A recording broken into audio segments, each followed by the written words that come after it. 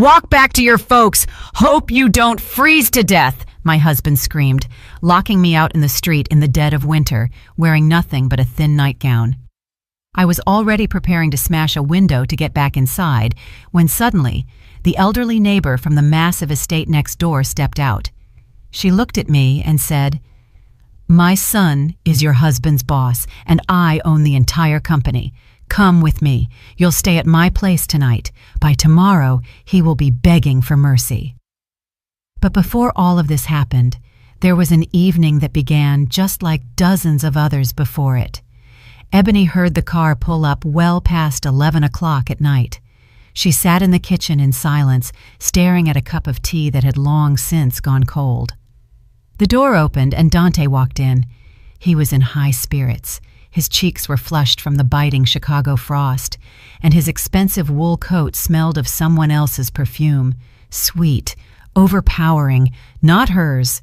He tossed his keys onto the table in the foyer and walked into the kitchen, loosening the knot of his tie.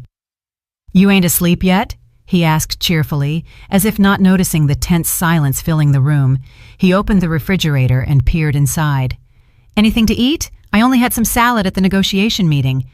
Ebony slowly raised her eyes to him. She remained silent. She had promised herself that tonight she would hold her tongue, that she wouldn't ask anything, wouldn't try to clarify anything. But the scent of that perfume was too strong, too foreign in their home. "Negotiations ran late again?" Her voice was quiet, devoid of emotion. "You know how it is, baby. End of the fiscal year," Dante replied, pulling out a container of leftovers from yesterday's dinner. "Reports, meetings, contracts. Gotta close everything out before the holidays. I'm tired as a dog." He put the food in the microwave and turned to her, finally noticing her stare. "What's wrong with you now? You got a face like somebody died." Here it was, the beginning. Welcome to Betty's Stories. I share new life stories here every day, and I'd really appreciate it if you hit subscribe and liked my video. Now, let's jump back into my story. I'm sure you'll love it if you keep listening till the end. Ebony took a deep breath. "I'm just curious, Dante. These business trips, these late-night negotiations, they started happening too often. Every week, sometimes 2 or 3 times a week." He chuckled, shaking his head. "I'm making money, Ebony, for us, for this house, for your shopping sprees. Or did you forget how that works? You haven't worked a job in, 7 years? That was a low blow. He always did that. When he didn't have an argument, he reminded her that she was a housewife she had become at his own insistence. "Why do you need that dusty accounting job? That stress?" he had told her back then. "You keep our home. I want to come home and see my beautiful wife, not a tired CPA." And she had believed him. She left a brilliant career, a position as a lead auditor at a major firm, and now he threw it in her face at every opportunity. "I haven't forgotten how it works," she replied evenly. "I also haven't forgotten what financial reports look like. I saw the statement for our joint account. There are a lot of expenses at restaurants where you claimed you weren't, and hotel payments on days you supposedly slept at the office to finish a project." Dante stopped smiling. He slowly walked over to the table and sat opposite her. His eyes turned cold, like the ice on the pavement outside. "You digging through my accounts?" "Those are our accounts," Ebony countered. "Or rather, they were. For the last 6 months, your salary has been going to some other account I know nothing about, and you just transfer a small allowance here for expenses. I want to know what's going on, Dante." The microwave beeped, but no one paid it any attention. The tension in the air was so thick you could cut it with a knife. "What's going on?"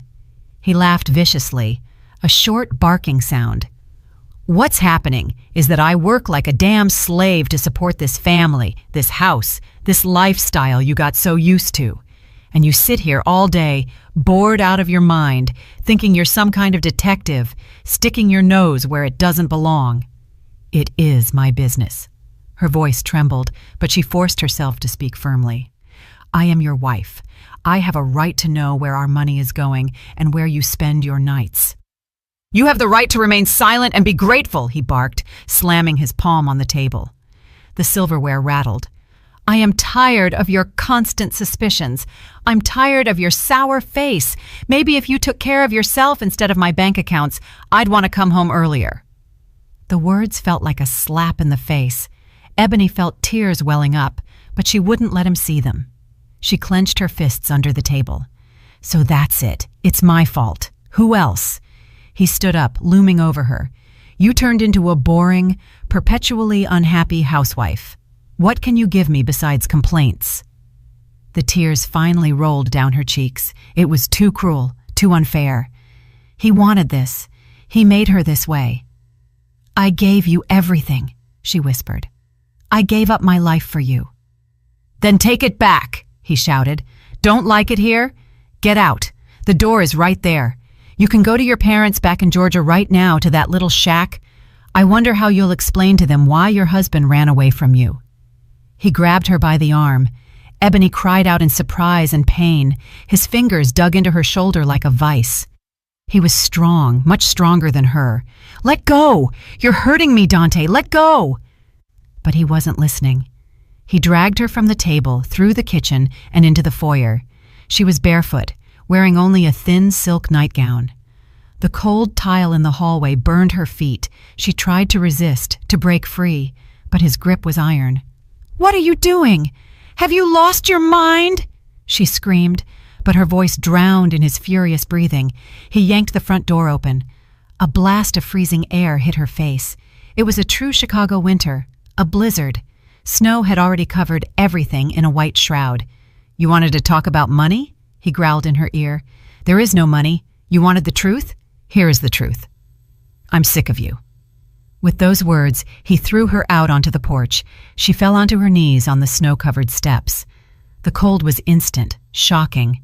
The thin fabric of her nightgown soaked through immediately and turned to ice. She lifted her head, unable to believe her eyes. Dante stood in the doorway.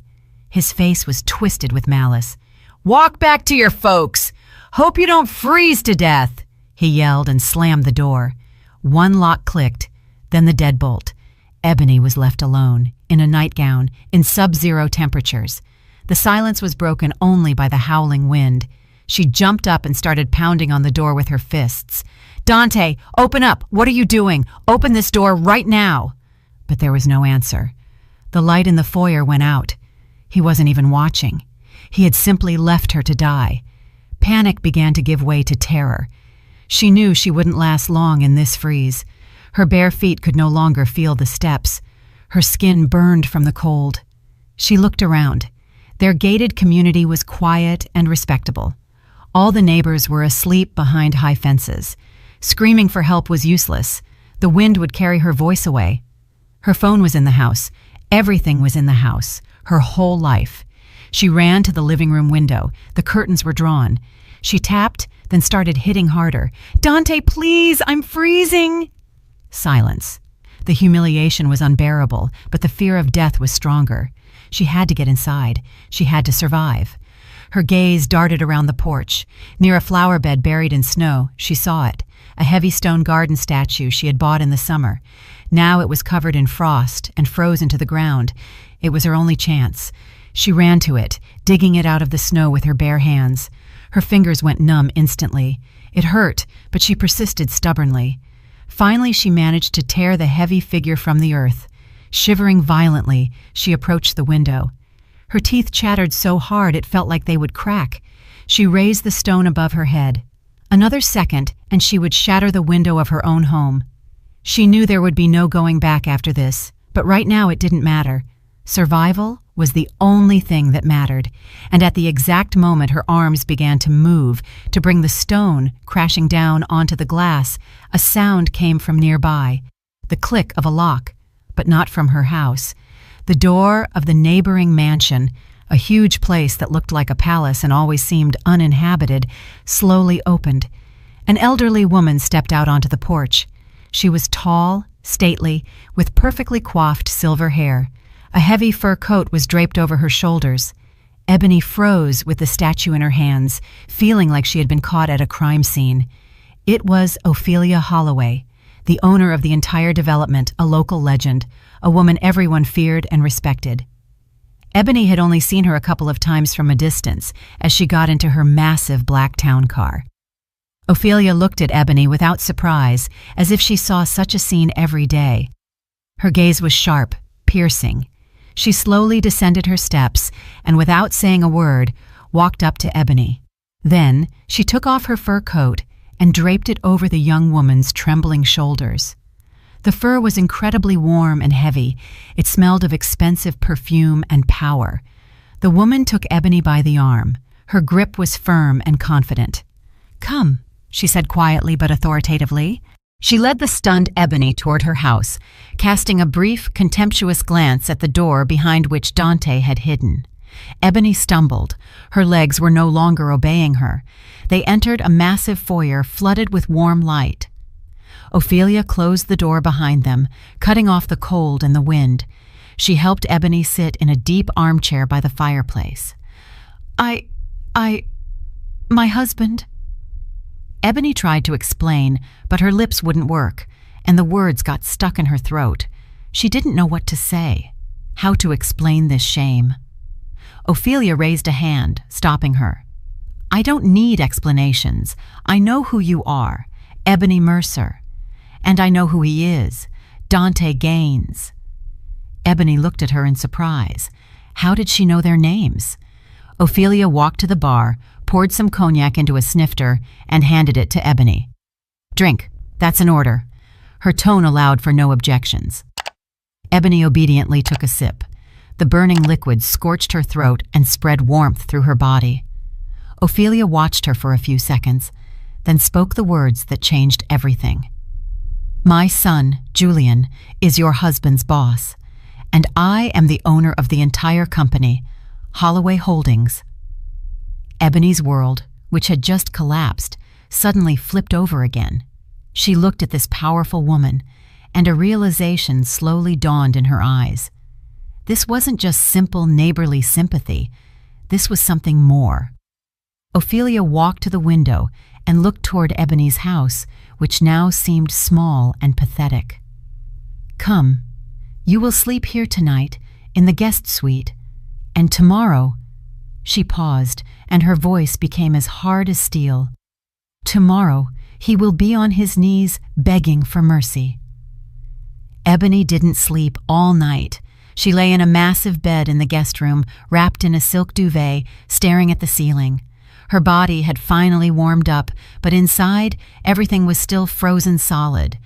Ophelia's words, commanding, promising revenge, echoed in her head, but brought no relief.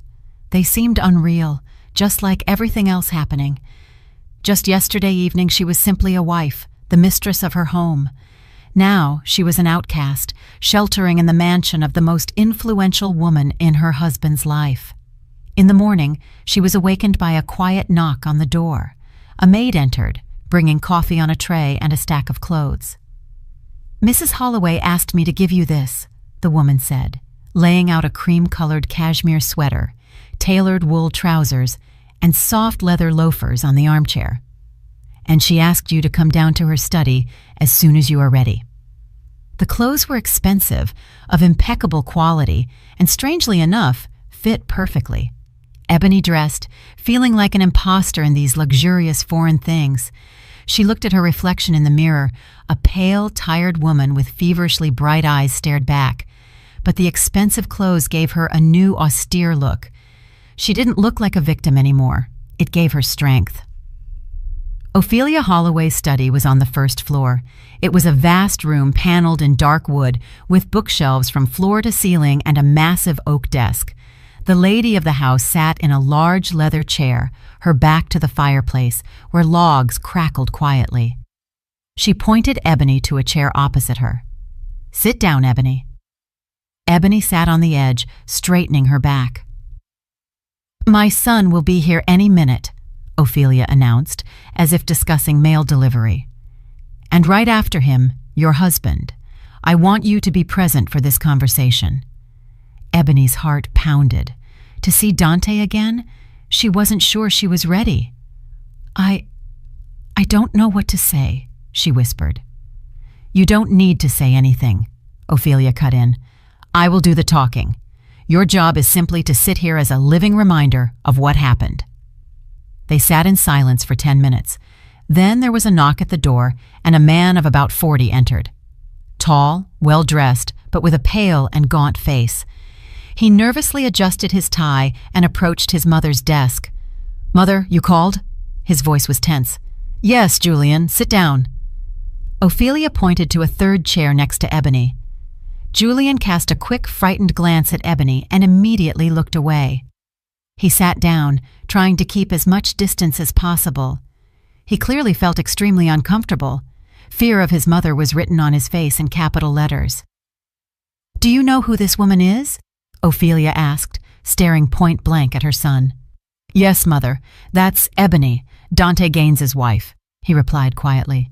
"Good that you know," she nodded, "because in a few minutes Gaines himself will be here. I summoned him too." Julian turned even paler. "Mother, maybe we shouldn't? This is their family business. Maybe I can talk to him myself, man to man?" "You already talked to him man to man," Ophelia interrupted him with an icy tone. "And you talked until your subordinate threw his wife out into the freezing cold in a nightgown. You won't be doing any more talking. You will listen." The door opened again, and the secretary announced, "Mr. Dante Gaines has arrived." "Let him in," Ophelia ordered. Dante walked into the office with a confident smile on his face.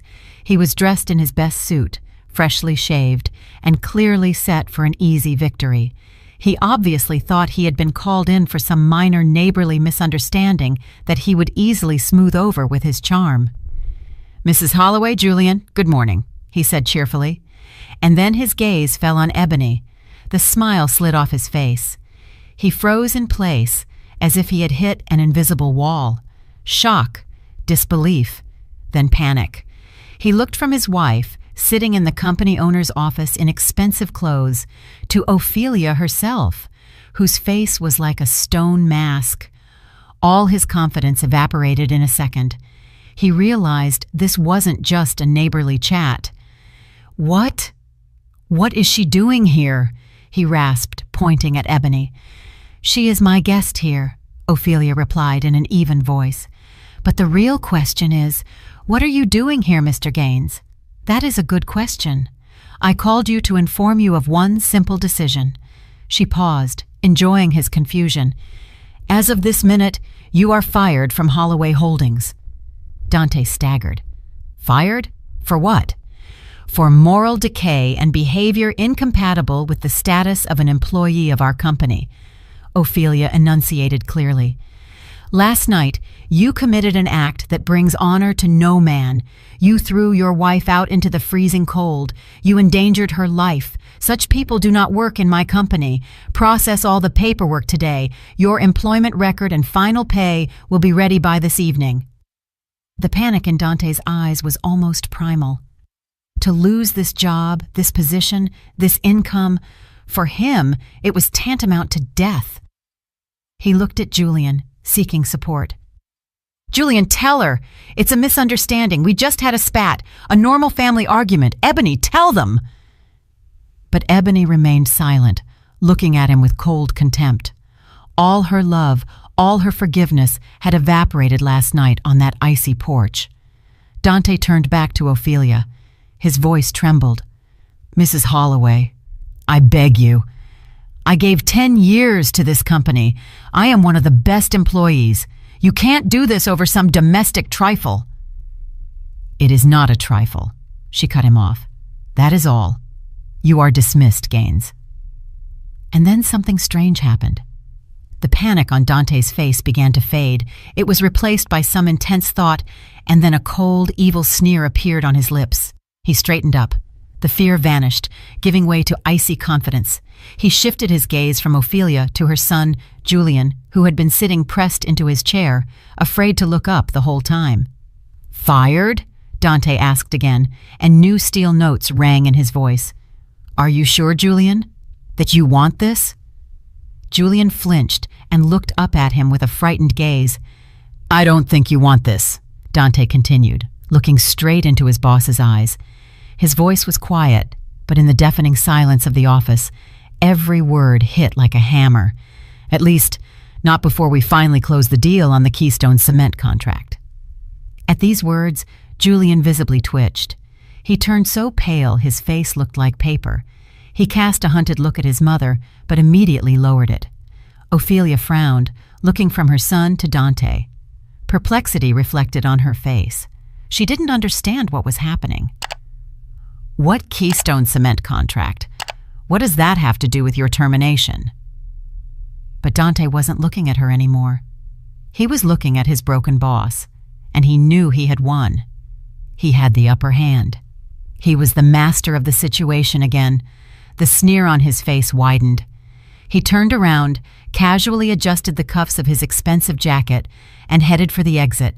He didn't say another word to Ophelia or Julian. Passing by Ebony, he leaned in and whispered so only she could hear, "Don't be late for dinner, wifey." And he walked out, gently closing the door behind him. A heavy silence hung in the office. Ophelia's promise, so firm and powerful, crumbled into dust.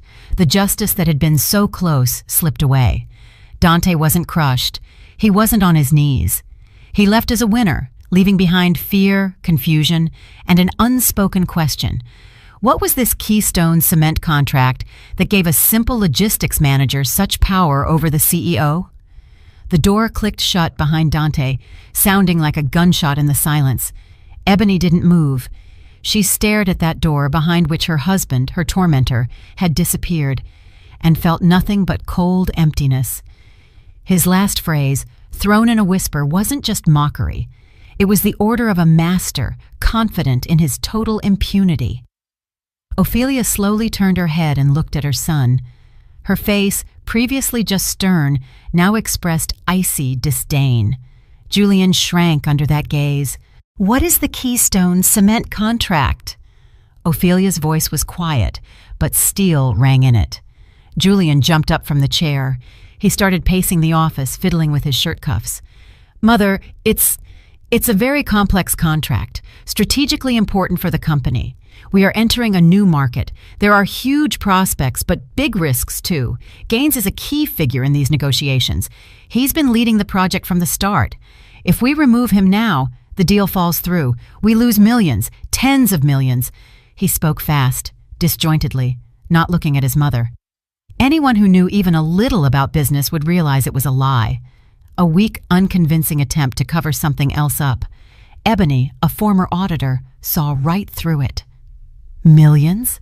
asked Ophelia, who had built this empire from scratch. "You mean to tell me that our entire company, all of Holloway Holdings, depends on one logistics manager? Are you serious right now, Julian?" "No, of course it doesn't depend on him, but this project, it's very delicate," he almost pleaded. "I see that it's delicate," Ophelia said slowly, never taking her eyes off him.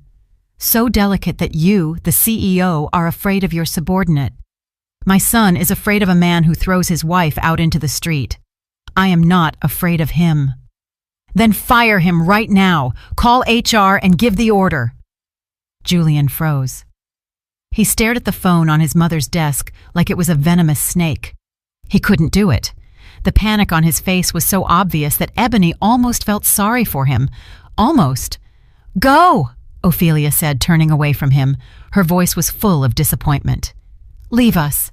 I need to talk to Ebony." Julian bolted out of the office as if he had received a long-awaited liberation. For a while, silence reigned in the room again. Only the logs crackled in the fireplace. Ebony didn't know what to do or say. She was just a pawn in this strange, terrible game.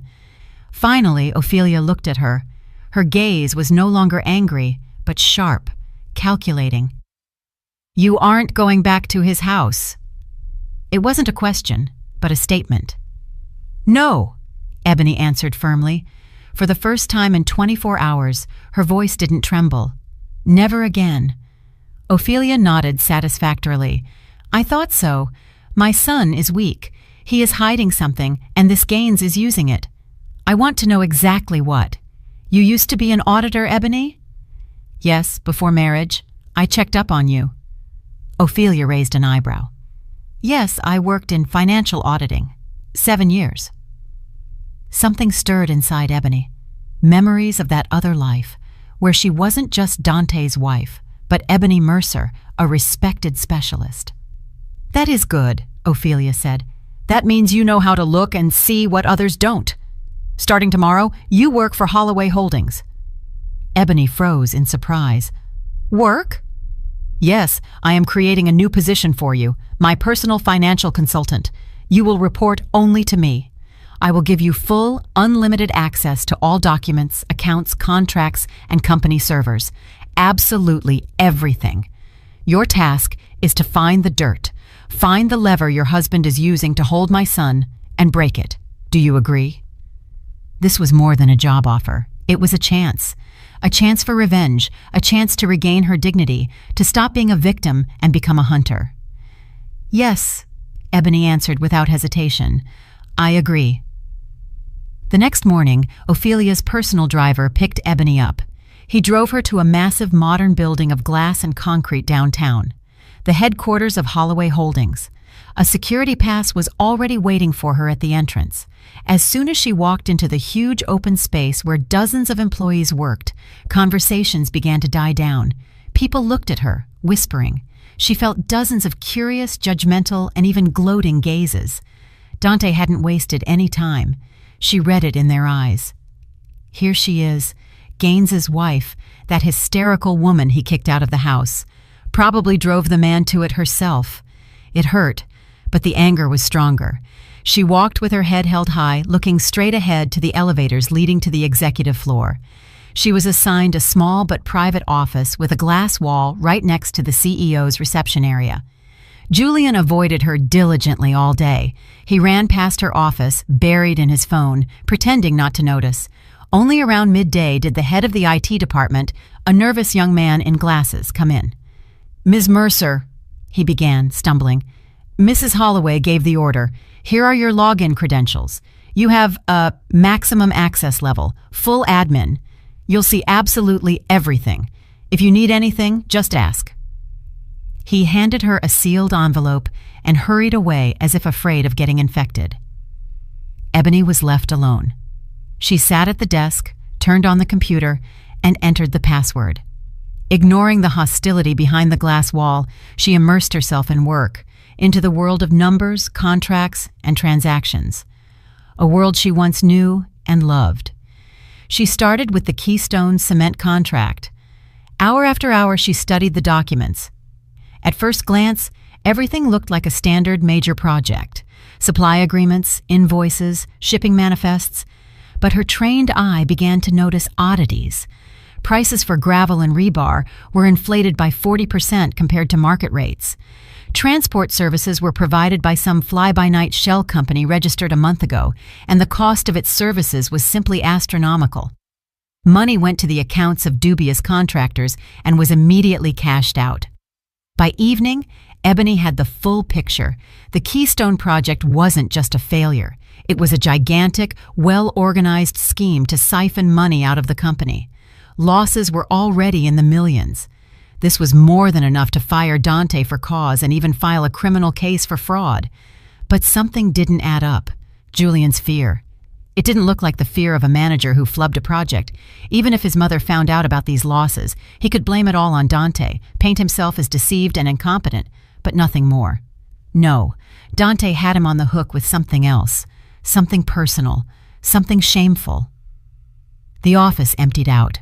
It got dark outside. Ebony continued to sit in front of the monitor. If the leverage wasn't in the official documents, then it was somewhere else. She began to methodically comb through the entire corporate server. She used her admin rights to look into employees' personal folders, email archives, system logs. She searched for keywords: Gaines, Keystone, debt, blackmail. Hours passed, her eyes aching from the strain. And then, deep in the night, in one of the system folders where ordinary users never look, she found it. A hidden directory with the unremarkable name Backup 2024. Inside was just one file. A video file with a long name made of numbers, looking like a date and time. The year was last year. Ebony's heart beat faster. She put on the headphones she found in the desk drawer and double-clicked the file. A video player opened. The image was grainy, black and white, shot by a surveillance camera somewhere near the ceiling. The camera showed a table in a secluded booth of an expensive restaurant. Julian sat at the table. He was looking around nervously, constantly checking his watch. A minute later, another man walked into the booth, someone Ebony didn't know. He looked very confident. The men exchanged brief greetings. The stranger opened his briefcase and took out something wrapped in dark cloth. He placed it on the table. Then he said something to Julian, pointing at the bundle. Julian hesitated. He looked at the bundle, then at his companion. Finally, he nodded slowly. He took the bundle and quickly hid it in his briefcase. The men shook hands and the stranger left. Ebony rewound the video and paused it at the moment the camera showed a close-up of the second man's face. She took a screenshot and ran the image through a search engine. A second later, she knew who it was. It was the commercial director of their main and most ruthless competitor in the construction market. And then she noticed one more detail. In the corner of the screen was the date and time of the recording. Almost exactly a year ago, 2 days before Holloway Holdings inexplicably lost the tender for the development of an entire district. A tender won by that very competitor's company. Everything fell into place. It was a bribe, a huge cash bribe. CEO Julian Holloway sold his company out, and Dante Gaines somehow got this recording and had been sitting on it for a whole year like a spider on a fly, slowly sucking millions out of the company through dummy projects, knowing his boss wouldn't make a peep. He had him completely under his control. Ebony leaned back in her chair. Cold sweat broke out on her forehead. She looked at Julian's frozen face on the screen, hiding the briefcase with the bribe, and realized everything was much worse than she thought. Her enemy wasn't just a cruel tyrant husband. Her enemy was this entire rotten system built on fear, weakness, and betrayal. And Ophelia Holloway didn't even have a clue. Ebony sat in the empty, echoing office. Looking at the screen where Julian Holloway's face was frozen, she copied the video file to a flash drive she found in the desk drawer, then deleted the original from the folder and wiped the history of her actions on the server. The instinct of the former auditor worked flawlessly. Secure the evidence first. She turned off the computer and stood up. Her legs felt like cotton. One thought pounded in her head. It wasn't about the money. The Keystone deal was just a smokescreen, a curtain behind which Dante hid the real blackmail material. He wasn't just stealing money. He held the CEO, the owner's son, by the throat. Julian wasn't just weak, he was corrupt.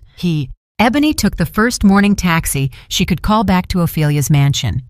She didn't wake the lady of the house. She went quietly to her guest room and lay down, but sleep wouldn't come. She lay with her eyes open, and the silent scene of the bribe played over and over before her. Now she understood everything, understood Julian's primal fear, understood Dante's arrogant sneer. He was invulnerable because he was covered by the one person who should have punished him.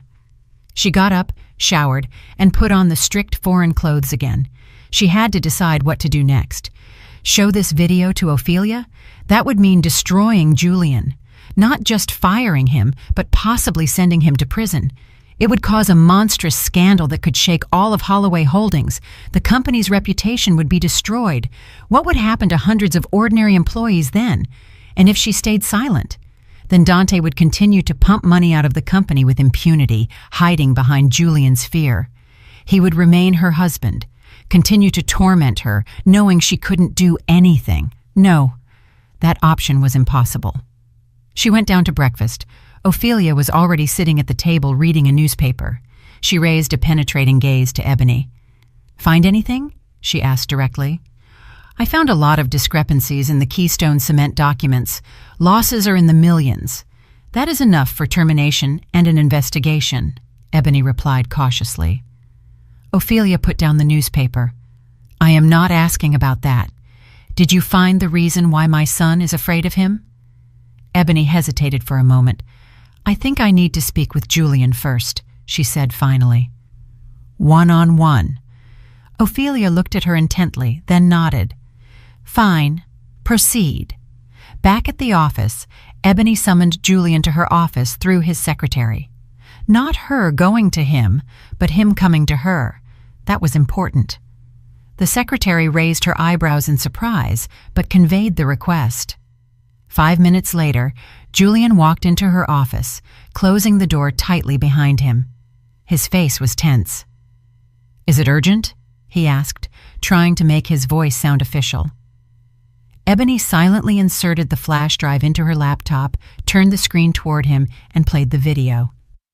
For the first few seconds, Julian looked at the screen with bewilderment. Then his face began to change. Recognition, shock, horror.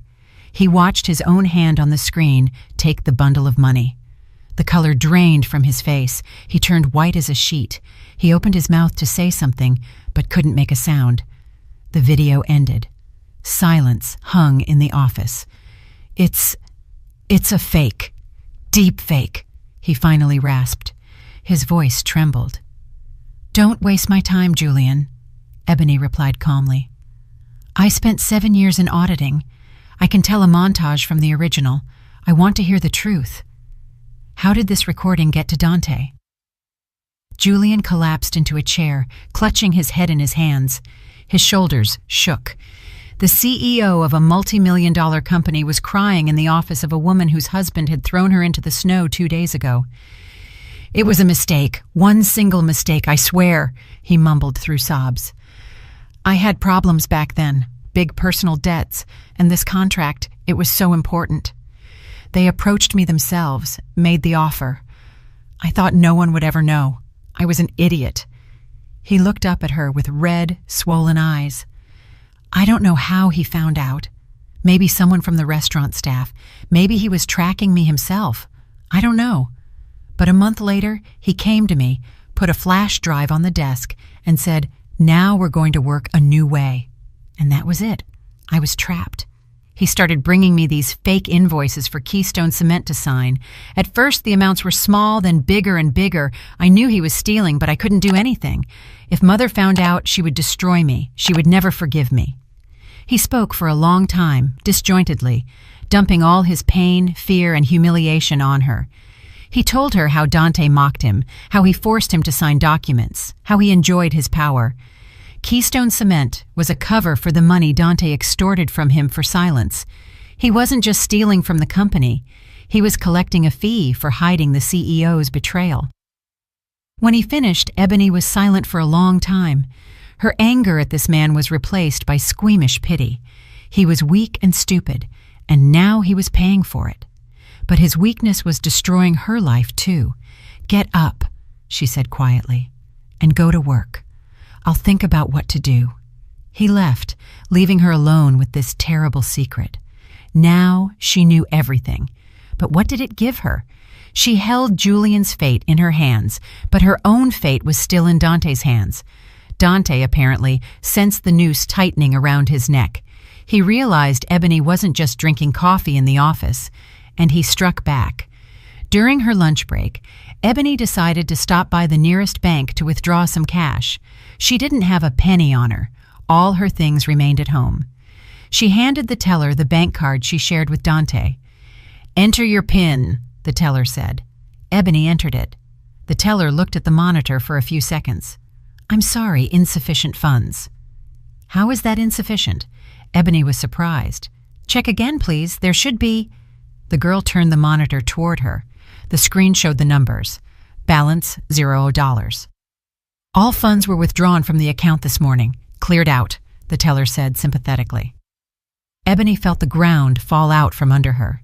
He did it. He left her penniless. She walked out of the bank feeling humiliated. This wasn't just a financial blow. It was a message. "You are nothing without me. You have nothing." She returned to the office, angry and devastated. He wanted to break her, but he achieved the opposite. Now she had no doubts. She would go to Ophelia and show her everything. Let there be a scandal. Let everything collapse.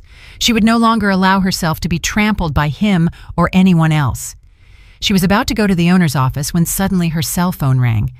The number was blocked, but she knew who it was. It was her parents' home number from back in Georgia, 1,000 miles away. "Mama," she answered, and her soul warmed a little. Her mom's voice was what she needed right now, but instead of the usual warm greeting, she heard a strangled sob on the line. "Ebony, baby, what happened? What did you do?" "Mama, what's wrong? Calm down, explain," Ebony worried. "Dante called me," her mother said, choking back tears. "He told me everything.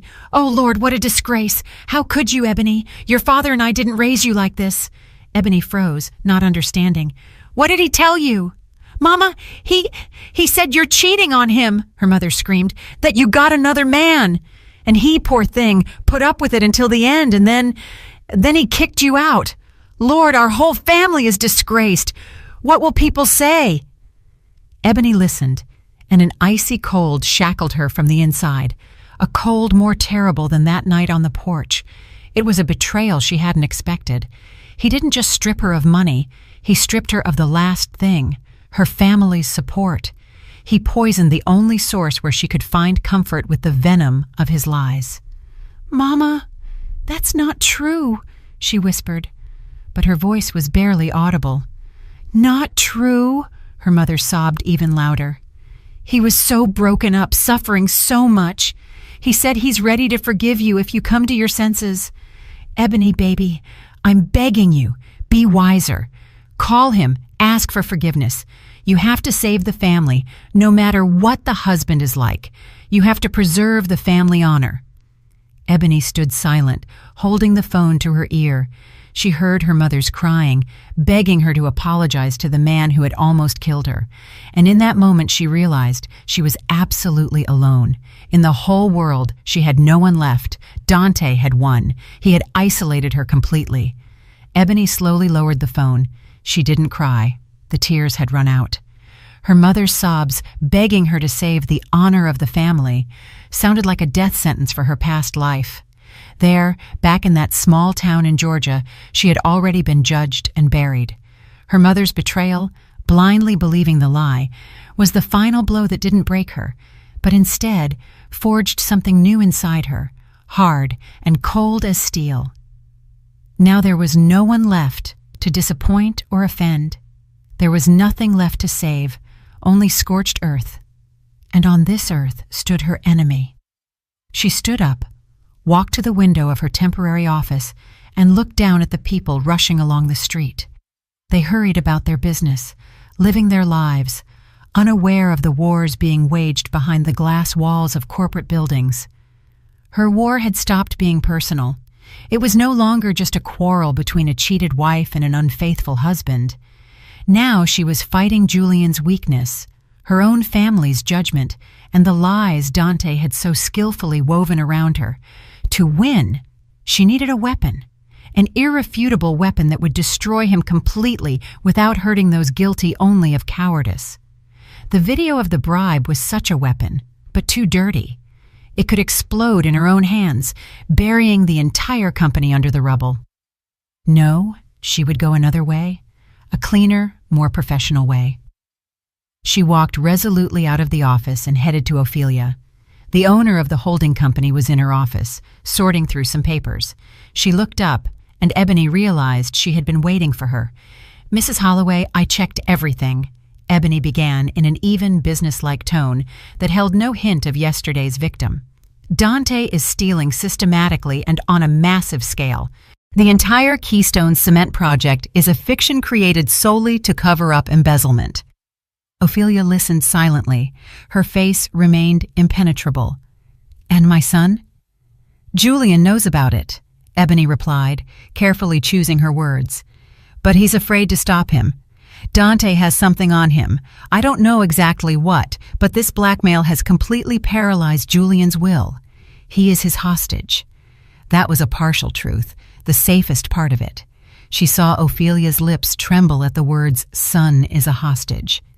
Maternal pain mixed with the fury of a deceived owner. "Let me continue," Ebony said firmly. "I need to find not just indirect evidence in the invoices. I need to find the end point, where exactly the stolen money goes. I will find the account he is siphoning it to. I will provide you with evidence that cannot be disputed." Ophelia looked at her for a long minute. She saw before her not a crushed woman, but a focused, angry professional. and this professionalism commanded her respect. "Good," she finally said. "Find it. You have full authority." Returning to her office, Ebony immersed herself in work with renewed energy. She pushed aside all emotions. Now it was just a task, complex but doable. She opened the Keystone Cement files again and began to untangle the knot. She tracked every payment sent to the shell companies. Then, using her admin rights, she entered the banking client system through which all the holding companies' financial transactions passed. She pulled up archives and saw the whole chain. Money went to shell company accounts, and within a few hours, sometimes minutes, was broken down into smaller sums and transferred further. She worked without a break, forgetting about food and time. By the evening of the second day, she found what she was looking for. All the threads, all these trickles of stolen money eventually merged into one stream. They flowed into the same account at a small commercial bank that had nothing to do with Holloway Holdings' activities. The same account number, again and again. But who did the account belong to? The bank wouldn't just give her that information. She could have asked Ophelia to use her connections or security service. But she wanted to see this through herself.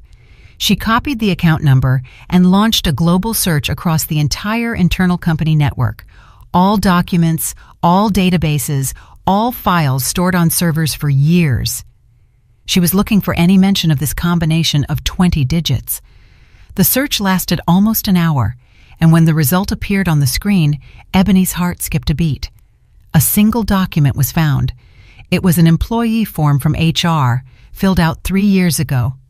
In the additional information section, the employee requested a portion of their salary be transferred to the specified account as voluntary contributions to savings insurance. The account number matched down to the last digit. Ebony opened the personnel file. A pretty young woman with a confident smile looked back at her from the photo.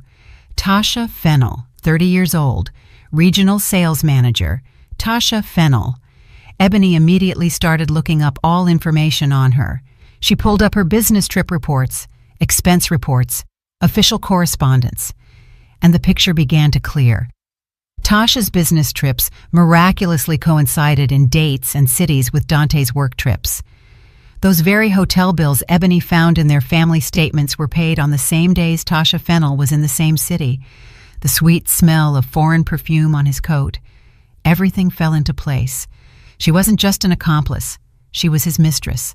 Anger scorched Ebony from the inside, but she forced herself to work on. Coldly and methodically. She began tracking Tasha in real time. In the internal systems, she saw when she arrived at work, what tasks she performed. The next day, Tasha didn't show up at the office. Ebony checked the time tracking system and saw that Fennell had taken a personal day off. This was what Ebony was waiting for. She couldn't sit in the office anymore. She had to see everything with her own eyes. She called a taxi and gave Tasha's home address, which she found in her file. It was an apartment in a nice new building. Ebony asked the driver to park across the street, where there was a good view of the entrance. She paid him for several hours of waiting. She waited. 1 hour, 2. She didn't know exactly what she was waiting for, but her intuition told her she was on the right track. Finally, the entrance door opened. Tasha came out. She was wearing a loose coat, but even it couldn't hide a slightly rounded belly. Tasha didn't walk toward the bus stop. She headed to a small square and sat on a bench, checking something on her phone. 10 minutes later, a taxi pulled up. Tasha got in and drove off. Ebony ordered her driver to follow her. Just keep your distance. The chase was short. Tasha's car stopped at a private medical center. The sign read in large letters, Clinic for Reproductive Health and Family Medicine. Ebony asked the driver to stop a little further down the street and waited again. Time dragged painfully slow. She stared at the clinic doors, and an icy lump grew in her chest. It took about an hour before the doors opened again. Tasha came out onto the porch. She no longer looked tense. There was a happy, peaceful smile on her face.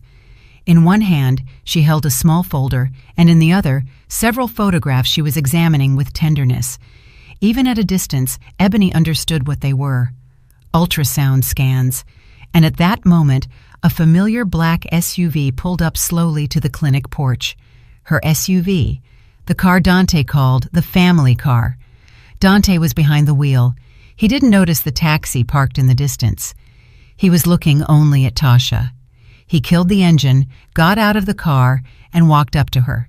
He hugged her carefully, tenderly, and then placed his hand on her belly. Ebony hadn't seen such a gentle, caring look from him in years. Tasha said something to him, laughing, and showed the pictures. He took them, examined them closely, and his face broke into a happy smile such as Ebony hadn't seen on him ever, not even on their wedding day. He kissed her, then put his hand on her belly again and whispered something. They got in the car and drove away. Ebony sat motionless, watching them go. She couldn't breathe. She understood everything. It wasn't just deception, not just an affair. He wasn't just stealing money for himself. He was building a new life, a new family with a new woman who was carrying his child. And she, Ebony, was just an obstacle in this scheme. An old, annoying thing that needed to be disposed of. And he got rid of her in the cruelest way, throwing her out into the freezing cold. He didn't do it in a fit of anger. He was clearing space for his new happy life. And there was no place for her in that life. The taxi driver coughed, breaking the silence in the warm car. "Where to now?" he asked, looking at Ebony in the rearview mirror. She stared straight ahead at the spot on the road where her husband's black SUV had just disappeared. Inside her, there were no tears, no despair. The pain that was tearing her apart a minute ago crystallized, turning into something else, a cold, calm, all-consuming rage. He didn't just betray her. He was erasing her, systematically and ruthlessly clearing the site for his new life built on her ruins. "To the office!" Her voice sounded unfamiliar, hollow, and hard. "And fast, please." She was silent the whole way, replaying in her head not the scene of his tenderness with his mistress, but numbers, invoices, and names of shell companies. The personal vanished. Only the work remained, the task, the investigation she had to see through to the end. Now she knew she wasn't just looking for stolen money. She was looking for funds invested in the foundation of her husband's new family, and she would rip that foundation out by the roots. Returning to the empty office, she worked with doubled feverish energy. Now that she knew the accomplice's name, everything became simpler. She opened Tasha Fennell's personnel file again. Regional sales manager, modest salary, standard benefits package. But in the financial documents linked to her, something unimaginable was happening. Ebony started with expense reports, dozens of reports over the last year and a half. Trips to cities where Holloway Holdings didn't even have interests, attached receipts from hotels with inflated prices, restaurant bills for amounts comparable to her monthly salary, and on every report, on every receipt, was an approving signature. The signature of the head of logistics, Dante Gaines. He personally approved all these fake expenses, but those were pennies, pocket change. The real theft went through another scheme. Ebony found dozens of contracts for consulting services concluded between Holloway Holdings and T. Fennell Consulting. Tasha, it turned out, was also a sole proprietor. She supposedly consulted her own company on logistical market analysis. Absurd. The acts of completed work were hastily drawn up without any specifics. Analysis conducted, report prepared. And under each act, 2 signatures. Provider, Fennell. Customer, accepting work on behalf of Holloway Holdings, Gaines. He was paying her company money for non-existent services, tens, hundreds of thousands of dollars every month. It was a brazen, primitive scheme, but it worked because Julian's fear covered it. No auditor, no financial controller would dare question a deal approved personally by the logistics chief and protected by the CEO's silence. Ebony gathered all these documents into a separate folder. There was already enough evidence to send both Dante and his pregnant mistress to court, but she felt that wasn't all. These were just streams. Where did the river flow? They couldn't just be stuffing millions in cash under a mattress. This money had to be working, had to be building that new life. She switched her attention from financial documents to communications. Using her administrative access, she gained full entry to Tasha's corporate email and everything stored on her work computer. She started by searching for keywords: account, transfer, purchase, real estate. Nothing. They were smart enough not to discuss that in work emails. Then Ebony went deeper. She launched a file recovery program on Tasha's network drive to find deleted files. It was a long process. Hour after hour, a green bar crawled across the screen while Ebony watched it unblinkingly. And late at night, the program finished. A list of hundreds of deleted documents appeared before her. Old reports, useless presentations, personal photos. She began methodically reviewing everything in order, and she found it. At the very end of the list was an inconspicuous file deleted more than 6 months ago, a Word document titled Bylaws. With trembling fingers, she opened it. It was a standard LLC operating agreement.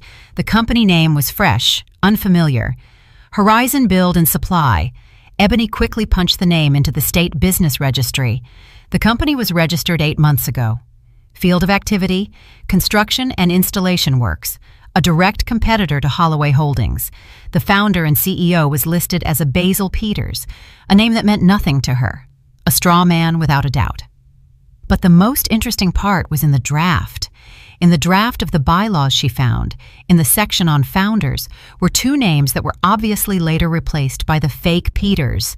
First, Fennel, Tasha. Second, Gaines, Dante. There it was. Betrayal in its highest, ugliest form. He wasn't just stealing money. He wasn't just cheating on her. He was using Ophelia Holloway's resources, her money, her position to build a competing firm from scratch. He wasn't just a thief. He was a parasite slowly devouring his host from the inside to grow his own offspring. In Ebony's mind, everything clicked into a single monstrous picture. She started checking further, already knowing what to look for. She accessed the Holloway Holdings client database and compared it with the list of contracts Horizon Build and Supply managed to secure in these few months. She found this information on a public procurement site.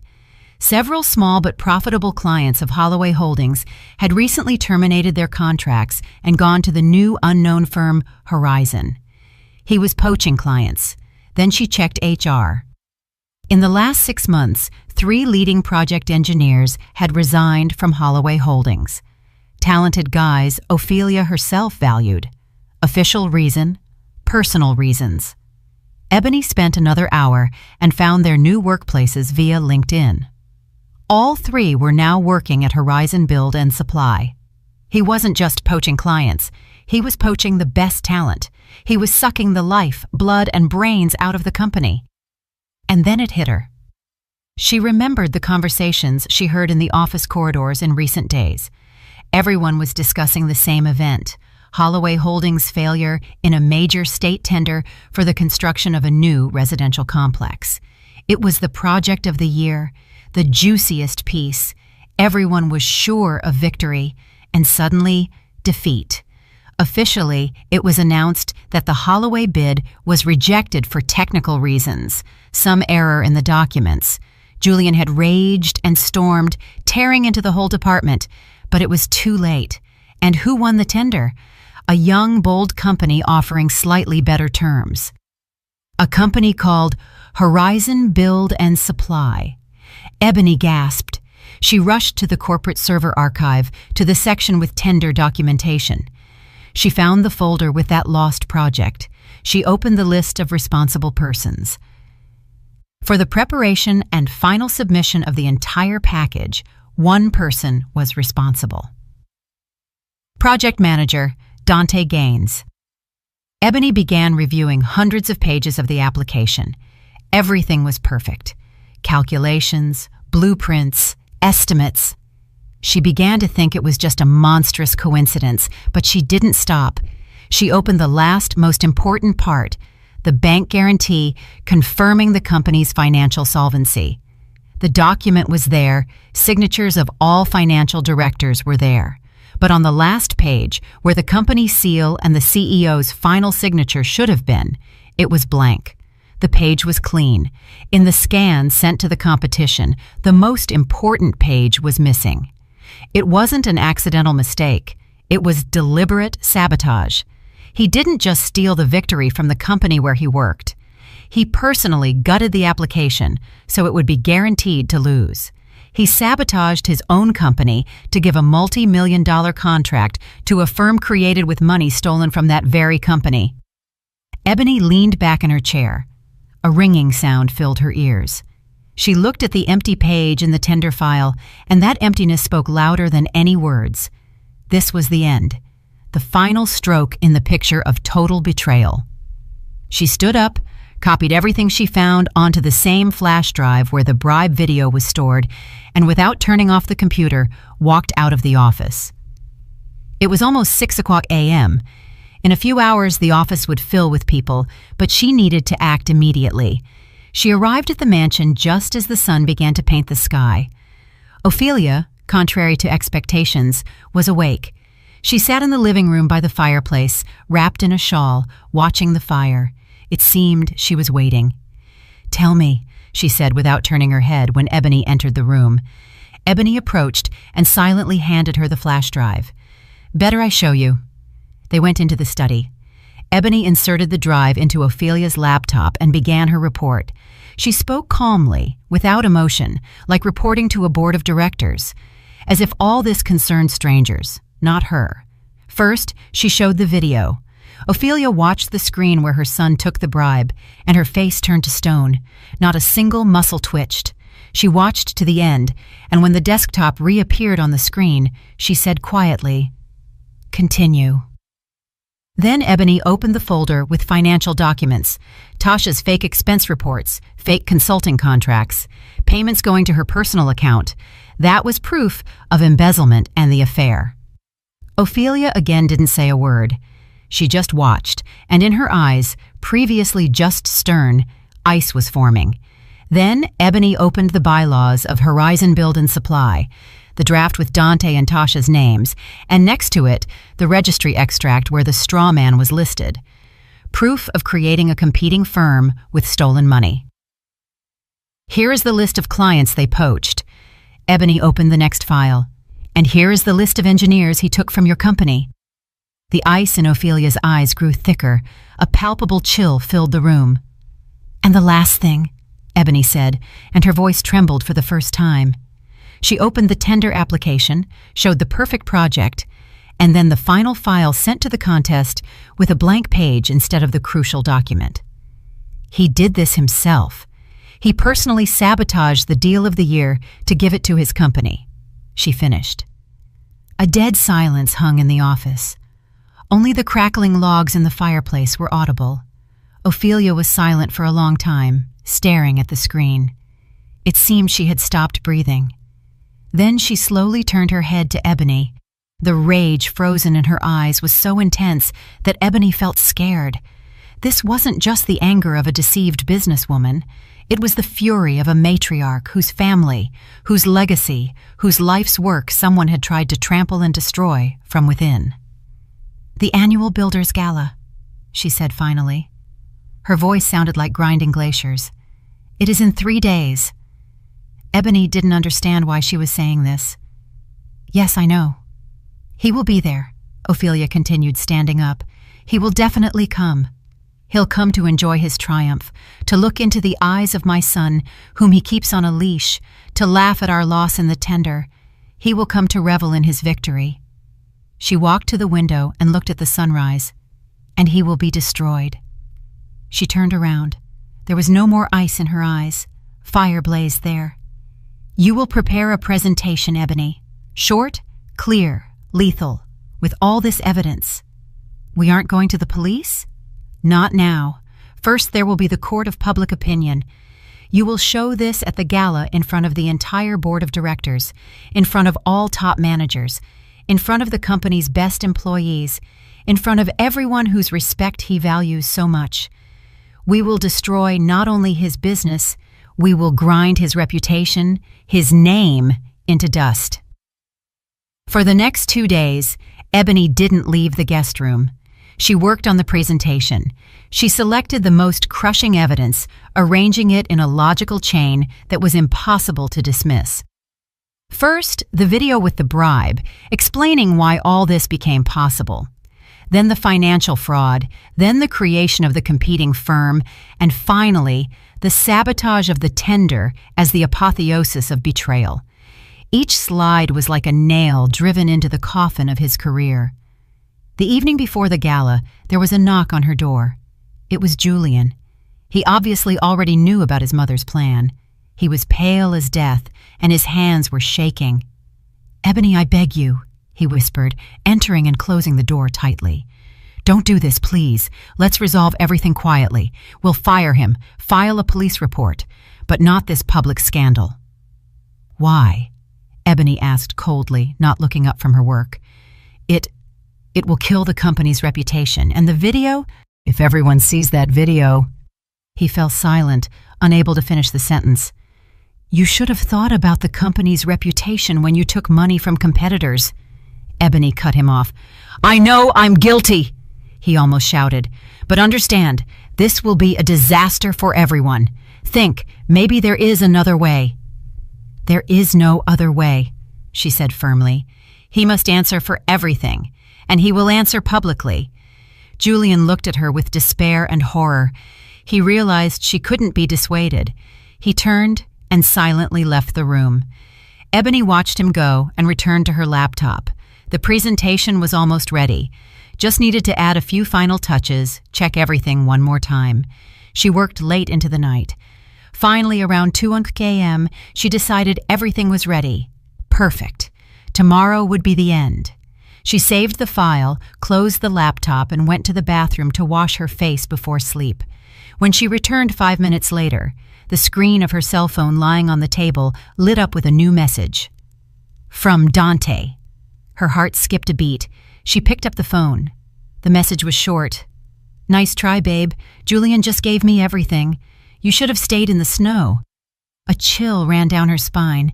She didn't understand what "gave me everything" meant. She rushed to the laptop, opened it, entered the password. The desktop was there. She found the folder with the presentation, opened it, and saw the folder was empty. She started feverishly checking other directories, the recycle bin. Everything was erased. She logged onto the company server, into her work folder. Empty. She opened her email where she sent drafts. Empty. All files, all evidence she had been collecting for days, disappeared. Her laptop had been remotely wiped completely. She sat staring at the blank screen. Julian. He didn't just beg her. He betrayed her. Again. He got scared of public shame, ran to Dante, and gave him everything. Information about the upcoming exposure, passwords, access. He made a deal with the devil to save his own skin. And now she had nothing. Absolutely nothing.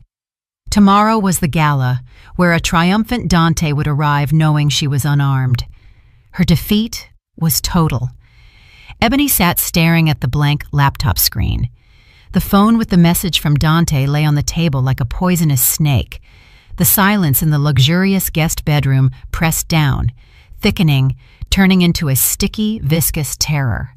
This new betrayal was worse, much worse than the first one on the snow-covered porch. Dante was an enemy, open, cruel, understandable. But Julian? He was an ally in misfortune, a fellow hostage of the situation. His action was a stab in the back that felt like a final, total defeat. He didn't just help Dante.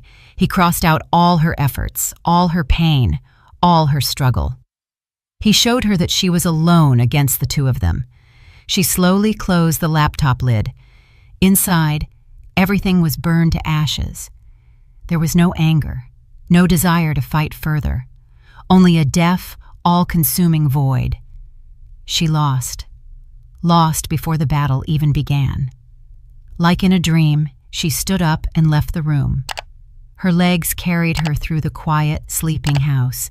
She didn't know why she was going. Maybe just to tell Ophelia that it was over, that her plan failed because of her own son's cowardice. The door to the owner's study was ajar. A strip of light spilled from under it. Ebony knocked softly and entered. Ophelia wasn't asleep. She sat in her armchair, wearing a severe housecoat, reading a book. She looked up, and there was not a drop of surprise in her gaze. "Everything is gone," Ebony whispered. Her voice wouldn't obey her. "Julian betrayed us." She walked to the desk and placed her phone with Dante's open message in front of Ophelia. Ophelia picked up the phone, brought it to her eyes, and read the short text carefully. Then she calmly placed it back on the table. Her face reflected neither anger nor disappointment. Nothing. "I knew my son was a coward," she said in an even, quiet voice, "but I didn't think he was a fool." Ebony looked at her, not understanding. This calm was scarier than any scream. "He gave him everything," Ebony said, feeling a lump rise in her throat. "All files are erased. We have nothing left. Tomorrow he will come to this gala as a winner, and we can't do anything." Ophelia looked at her as if Ebony were a child who didn't understand obvious things. "Did you really think I would entrust such important evidence, the fate of my entire company, to a single laptop connected to a common network?" Ebony froze. "The very day you first sat at the computer in the office," Ophelia continued, "I gave an order to the head of my personal security service. These are people who report only to me, not to my son or anyone else. They installed a system that mirrored every action you took in real time, every file opened and saved. Everything you found was instantly copied to a secure offline server located not even in this city." She paused, letting Ebony realize what was said. "All evidence, Ebony, is perfectly safe. Every document, every screenshot, and of course, the video recording." Ebony felt dizzy. Hope, so weak and timid, began to break through the thick layer of despair. But then why? Why Julian? Why did he do it? Why tell Dante and help erase everything? And here Ophelia allowed herself a slight, cold sneer. It was the smile of a general looking at a battle already won. "That, my dear, was my plan. The main part of it." She stood up and walked to the bar, pouring some water into 2 glasses. She handed one to Ebony. "Our enemy, your husband, is an arrogant and self-assured man, but not stupid. If he felt a real threat, felt we were preparing a public execution for him, what would he do?" Ebony thought. "He wouldn't come to the gala. He'd run, try to hide the money, destroy documents." "Exactly," Ophelia nodded. "He would go to ground, and we would have to smoke him out of his hole for months through courts and police. That is long, messy, and ineffective. No, I needed him to come to the chopping block himself, happy, relaxed, and absolutely sure of his victory. We needed him to feel not like a victim, but like a conqueror." She took a sip of water. "My son's fear was our main problem. I decided to make it our main weapon. Yesterday evening, after he begged you to cancel everything, he came to me. He was in a panic. I realized the moment had come." Ophelia looked Ebony straight in the eye. "I told him I spoke with Dante, and that Dante allegedly bragged to me that he has a second backup copy of the bribe video, that even if we destroy the first one, he will still hold him on the hook for the rest of his life and, after a scandal, would definitely use the second copy out of revenge." Ebony listened, holding her breath. She began to understand the diabolical logic of this plan. "My son panicked even more," Ophelia continued. "He was caught between a rock and a hard place, between my plan for public exposure and the threat of lifelong blackmail from Dante. And then I offered him a way out. I ordered him, 'Go to him,' I said. 'Go to your master. Pretend you have finally and irrevocably crossed to his side. Tell him about my plan. Say you are terrified and want to help him. Give him access to Ebony's laptop so he can wipe everything himself and be sure all evidence is destroyed. Earn his total trust. Make him believe the danger has passed, that he has defeated us." Ebony looked at this elderly woman with a feeling close to sacred terror. "His visit to you, his pleas, that was all part of the act. His betrayal was not betrayal. For the first time in many years, my son did exactly what his mother ordered him to do. He played his role, and the message Dante sent you is not proof of your defeat, Ebony. It is proof that our trap worked perfectly." She walked to her desk, picked up a thin folder, and handed it to Ebony. "The presentation is ready. My people made it based on your materials. Everything is here in the correct sequence. Tomorrow, you will go up on stage and press the button." Ebony took the folder. Her hands no longer trembled. Despair vanished without a trace. In its place was an icy, ringing emptiness and absolute readiness. The trap was set. The beast, drunk on his victory, was walking straight into it. Ebony held the thin folder, and it didn't seem heavy to her. It was light, like a verdict. She didn't sleep all night, but there was no fatigue. Instead, a cold, ringing calm settled inside. She wasn't just a guest, not just a victim, not just an avenger. She was an instrument, a perfectly sharpened weapon in the hands of a woman who never lost. The banquet hall of the city's best hotel was magnificent.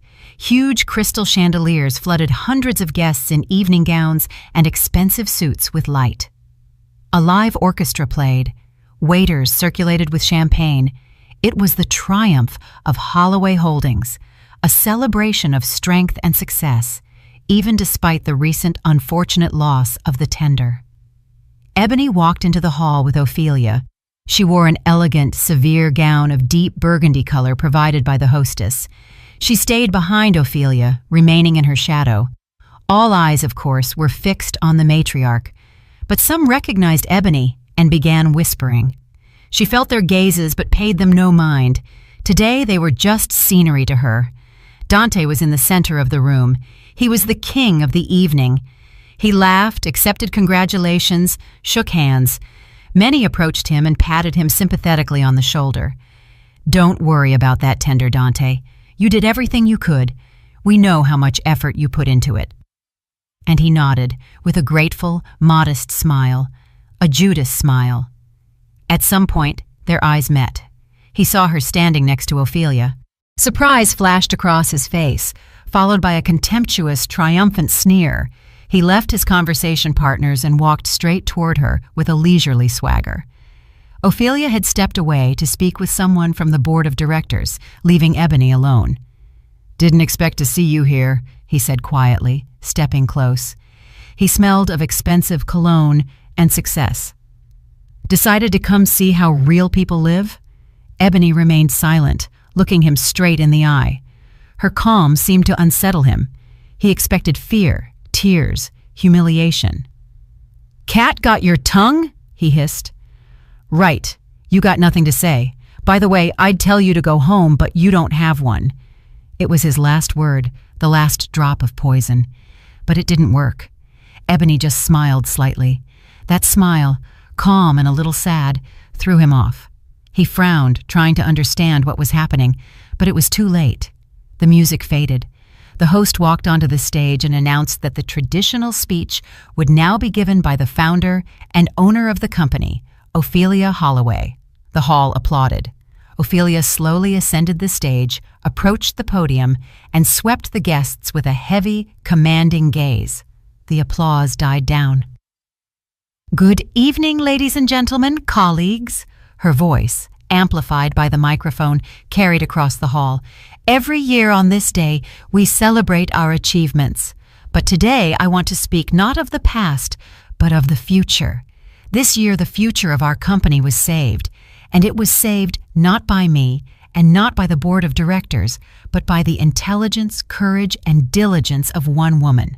She paused, and everyone in the hall froze in bewilderment. "Ebony Mercer, please come up to the stage." Hundreds of heads turned toward Ebony. A bewildered silence hung in the hall. Dante, standing nearby, froze with his mouth half open. He watched as his wife, whom he had thrown out into the freezing cold just days ago, walked calmly and confidently toward the stage under the gaze of the city's entire elite. Ebony walked up the stairs.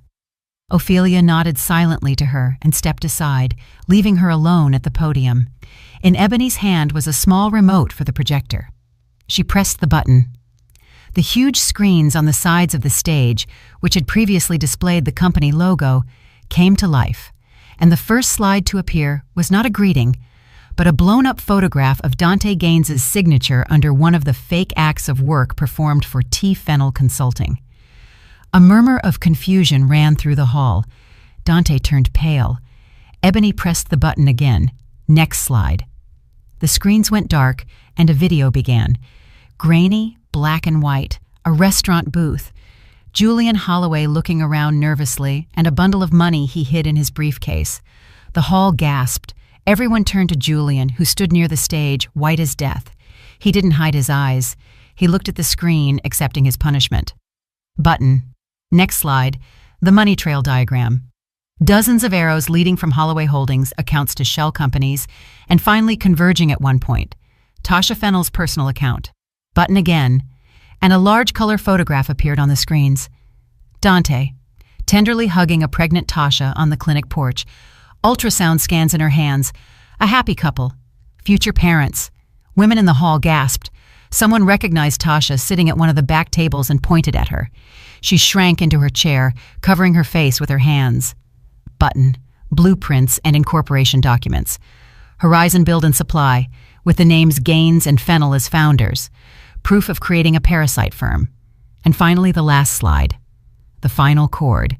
That lost tender application and the blank page, instead of the signature and seal. Proof of sabotage. Ebony lowered the remote. A dead, deafening silence stood in the hall. No one whispered. No one coughed.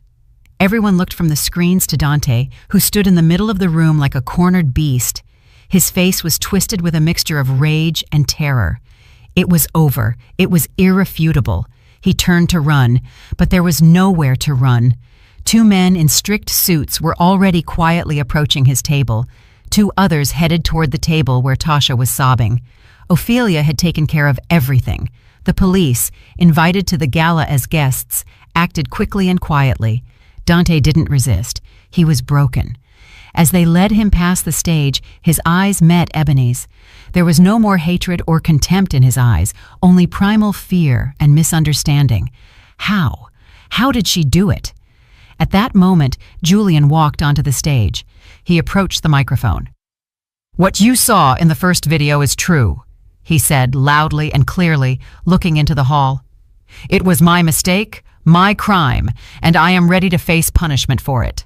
As of this minute, I resign as CEO of Holloway Holdings." He placed the microphone on the podium and, without looking at his mother, walked down the steps. Ophelia approached the podium and took the microphone. "I accept your resignation," she said to his back.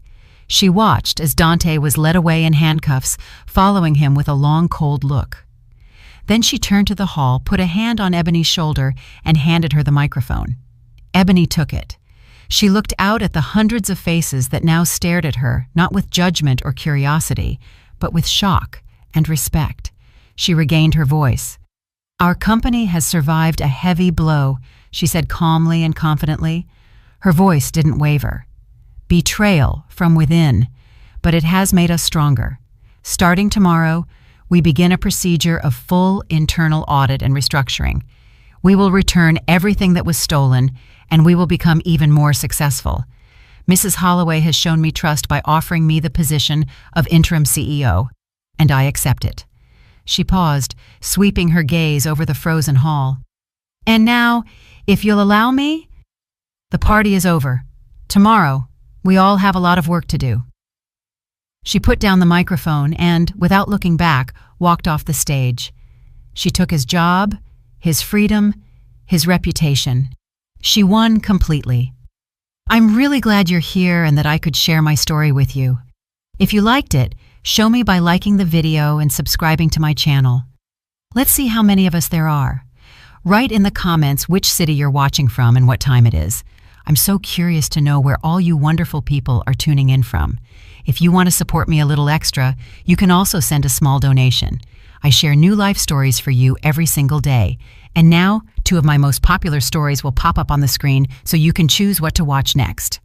I'm Sarah, 34 years old, a high school teacher from Portland, and 3 weeks ago, I woke up in a hospital bed unable to move or speak, but I could hear everything, every whisper, every lie, every betrayal, And what I heard my husband and his mistress planning while standing over my dying body would change everything. This is my story, and I need to tell it because what happened to me could happen to anyone. But before I dive into this nightmare, please hit that like button and subscribe to my channel. Drop your country and what time you're watching in the comments below because this story gets absolutely insane and I want to know where all of you are watching from. Trust me, you're going to want to stick around for this one. So let me take you back to the beginning. My life before that hospital bed. Before the accident. Before I knew the truth about the man I'd been married to for 8 years, Marcus Chen. God, even saying his name now makes my stomach turn. But back then, I thought he hung the moon. We met in college. I was studying education. He was in business school. Marcus was charming, ambitious, driven. He had these big dreams of becoming a successful real estate developer, and honestly, he achieved them. By the time we'd been married 5 years, Marcus had built his own commercial real estate company from the ground up. We had the beautiful Craftsman house in the Pearl District. We took vacations to Hawaii and Europe. We talked about starting a family. I thought I knew this man. I thought I knew everything about him. I was teaching American literature at Lincoln High School, and I loved my job, loved my students, loved coming home every day to what I thought was a happy marriage. Marcus would tell me about his deals, his clients, his projects. I'd tell him about my students' essays and the school drama. We had date nights every Friday. We had inside jokes. We had a life together. Or at least, I thought we did. About a year ago, Marcus hired a new assistant, Kelly Morrison. She was 26, blonde, gorgeous, and according to Marcus, incredibly efficient. He talked about her constantly. Kelly organized the Jenkins file perfectly. Kelly saved us thousands on the waterfront project. Kelly is working late with me tonight on the proposal. At first, I didn't think anything of it. I trusted my husband. I trusted that our 8 years of marriage meant something. How naive I was. Kelly started showing up everywhere. Company dinners where spouses were invited. Kelly was there. Marcus's birthday party that I threw for him. Kelly stayed until midnight helping clean up. When I'd bring Marcus lunch at his office, Kelly would be in there with him, sitting close, laughing at his jokes. My friends started making comments. My sister asked me point blank if I was worried about her. And you know what I said? I said, Marcus loves me. He would never cheat. I trust him completely. God, I was such a fool. Things started changing around 6 months ago. Marcus became distant. He was always on his phone, always texting, always taking calls in the other room. Our Friday date nights got canceled more and more often. He stopped touching me the way he used to, stopped looking at me the way he used to. When I'd try to talk to him about it, he'd say he was stressed about work, that a big deal was coming together, that once it closed, everything would go back to normal. I wanted to believe him so badly. I wanted to believe that our marriage wasn't falling apart, that the man I loved wasn't slipping away from me, so I pushed down my suspicions. I ignored the sick feeling in my stomach when he'd smile at his phone screen. I pretended not to notice when he started going to the gym more and buying new clothes. I told myself I was being paranoid, that I was being insecure, that everything was fine. But deep down, I knew. Some part of me knew that my marriage was a lie. I just didn't want to face it. Then came the night that changed everything. October 15th. I'll never forget that date. I was driving home from a parent-teacher conference that ran late. It was raining, typical Portland October weather. I was on Highway 26, heading west toward home. The road was slick. Visibility was poor, but I'd driven that route 1,000 times. I knew it like the back of my hand. I was going about 55 miles per hour, staying in the right lane, being careful. And then I needed to slow down for traffic ahead of me. I pressed the brake pedal. Nothing happened. I pressed harder. Still nothing. My brakes were completely gone. The panic that shot through me in that moment, I can't even describe it. I pumped the brakes frantically. Nothing. I tried to downshift, but I was going too fast. There was a semi-truck in front of me, brake lights glowing red through the rain. I was going to hit it. I yanked the steering wheel to the right, trying to get to the shoulder, but I overcorrected on the wet road. My car spun out. I remember the sickening feeling of losing control, the world spinning around me, the sound of my own screaming, and then the impact. My car slammed into the concrete barrier at 55 miles per hour. The airbags deployed, but it wasn't enough. The driver's side of my car crumpled like paper. After that, everything went black. The next thing I remember is waking up. But waking up isn't the right term. I became aware. That's more accurate. I became aware that I existed, that I was somewhere, that something had happened to me, but I couldn't move, couldn't speak, couldn't even open my eyes at first. I could hear machines beeping, could hear voices around me, could feel something in my throat, making it hard to breathe, but I couldn't do anything about it. Terror doesn't even begin to describe what I felt. Imagine being conscious, but trapped inside your own body, unable to scream, unable to call for help, unable to even let anyone know you're aware. It's a special kind of hell that I wouldn't wish on my worst enemy. Well, maybe on my worst enemy. Maybe on Marcus and Kelly. I found out later that I'd been in a coma for 3 days after the accident. Multiple broken ribs, collapsed lung, severe head trauma, fractured pelvis, internal bleeding. The doctors had to do emergency surgery just to keep me alive.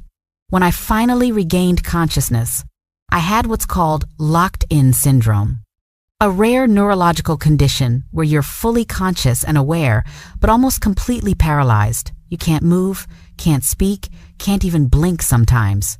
But your mind is completely intact. You can hear everything, understand everything, feel everything. The doctors didn't know I was conscious. They thought I was in a vegetative state.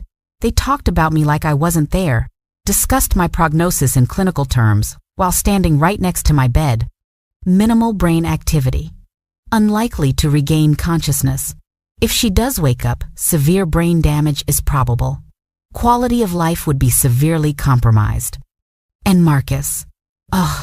Marcus played the devastated husband perfectly. He was at my bedside constantly those first few days, or so the nurses told me later, holding my hand, talking to me, crying, telling me how much he loved me, how he couldn't lose me, how I had to fight to come back to him. What a performance. He should have won an Oscar. It was on the 4th day that I first heard her voice, Kelly, in my hospital room, with my husband. "How is she?" Kelly asked, her voice soft, concerned, playing the worried employee, I suppose. "No change," Marcus said, and I could hear the strain in his voice, but not the strain of grief, the strain of impatience. "I'm so sorry, Marcus," Kelly said. "This must be so hard for you."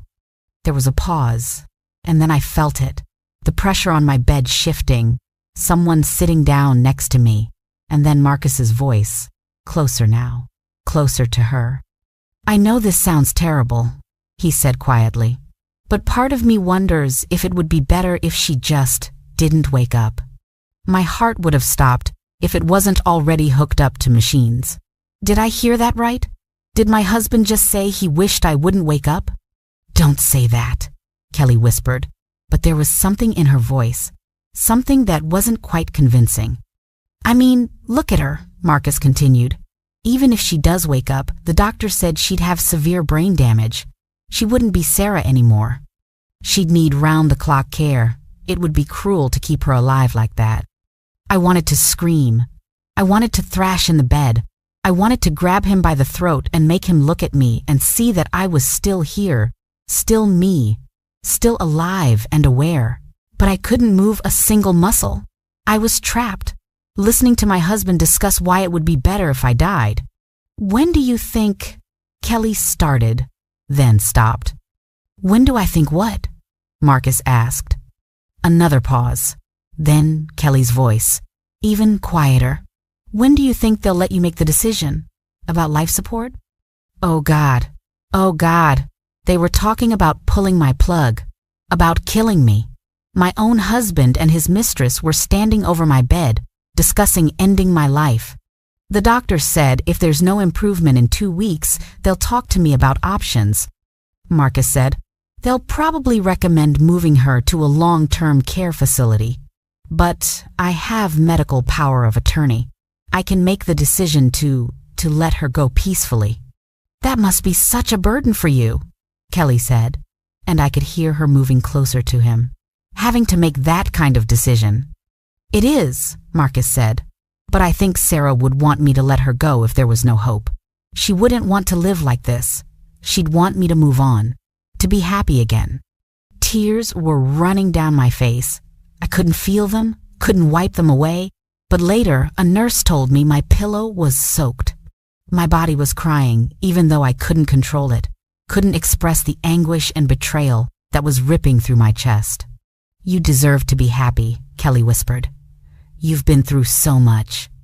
And then I heard it, the sound that confirmed everything, the sound of them kissing, right there, in my hospital room, while I lay paralyzed in the bed not 5 feet away from them.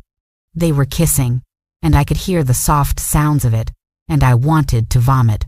I wanted to die. I wanted to do anything but lie there and listen to my husband kissing another woman while discussing my death. They stayed for another 10 minutes, talking in low voices about mundane things, about his meetings the next day, about a client dinner, about how he should probably go home and get some rest. They kissed again before leaving, and then I was alone with the machines and the horror of what I'd just learned. That night was the longest of my life. I lay there in the dark, unable to sleep, unable to escape my own thoughts. 8 years of marriage. 8 years of my life given to a man who was now planning my funeral while having an affair. How long had it been going on?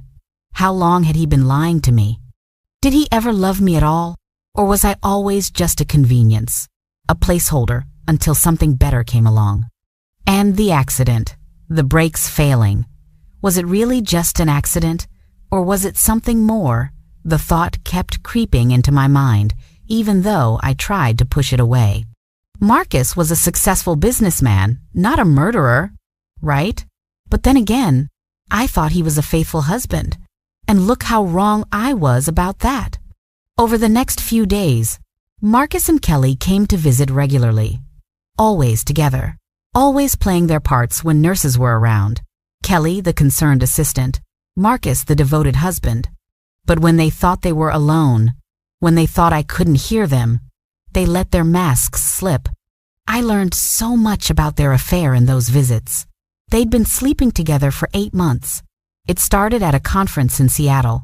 Kelly had been drunk. Marcus had been stressed about a failing deal. And one thing led to another. After that, they couldn't stop. Secret meetings during lunch breaks. Weekends away when Marcus told me he was at business conferences. Late nights at the office that were actually late nights at Kelly's apartment. I can't wait until we can be together publicly, Kelly said one afternoon. I'm so tired of sneaking around. Soon, Marcus promised her. Just a little longer, once everything is settled. Settled. That's what he called my death. Getting things settled. They talked about their plans. About how Marcus would sell our house. The house I'd loved. The house where we'd planned to raise children. And buy a condo downtown. About how they'd travel to Bali for a month. Somewhere we'd always talked about going together. About how Kelly would finally get to wear all my jewelry. The pieces Marcus had given me over the years for birthdays and anniversaries. Did you bring the necklace? Kelly asked one day, her voice eager. Yeah, it's in my jacket, Marcus said. I heard rustling. Try it on. Oh, Marcus, it's beautiful, Kelly breathed. The diamonds are even bigger than they looked in the photos you showed me. That necklace, the diamond pendant he'd given me for our 5th anniversary. He'd told me he'd saved for months to buy it, had it custom made, told me it was a symbol of his eternal love for me. And now he was giving it to his mistress, while I lay paralyzed in a hospital bed. The rage I felt in that moment was unlike anything I'd ever experienced. It burned through me like acid. I wanted to kill him. I wanted to watch him suffer the way he was making me suffer. But all I could do was lie there and take it, absorb every cruel word, every casual dismissal of our life together, every excited plan they made for their future, my future, built on my grave. It was on the 8th day after I woke up that things got worse, so much worse. Marcus and Kelly came in later than usual that evening. The nurse had just left after checking my vitals. I heard the door close and their footsteps approaching my bed. "How was the meeting with the lawyer?" Kelly asked. "Good," Marcus said. "Really good, actually. I wanted to review everything with you." "Of course, baby," Kelly said. I heard her settle into the chair next to my bed. "Tell me everything." "So the life insurance policy is $2 million, Marcus began, his voice businesslike, as if he were discussing a real estate deal instead of my death.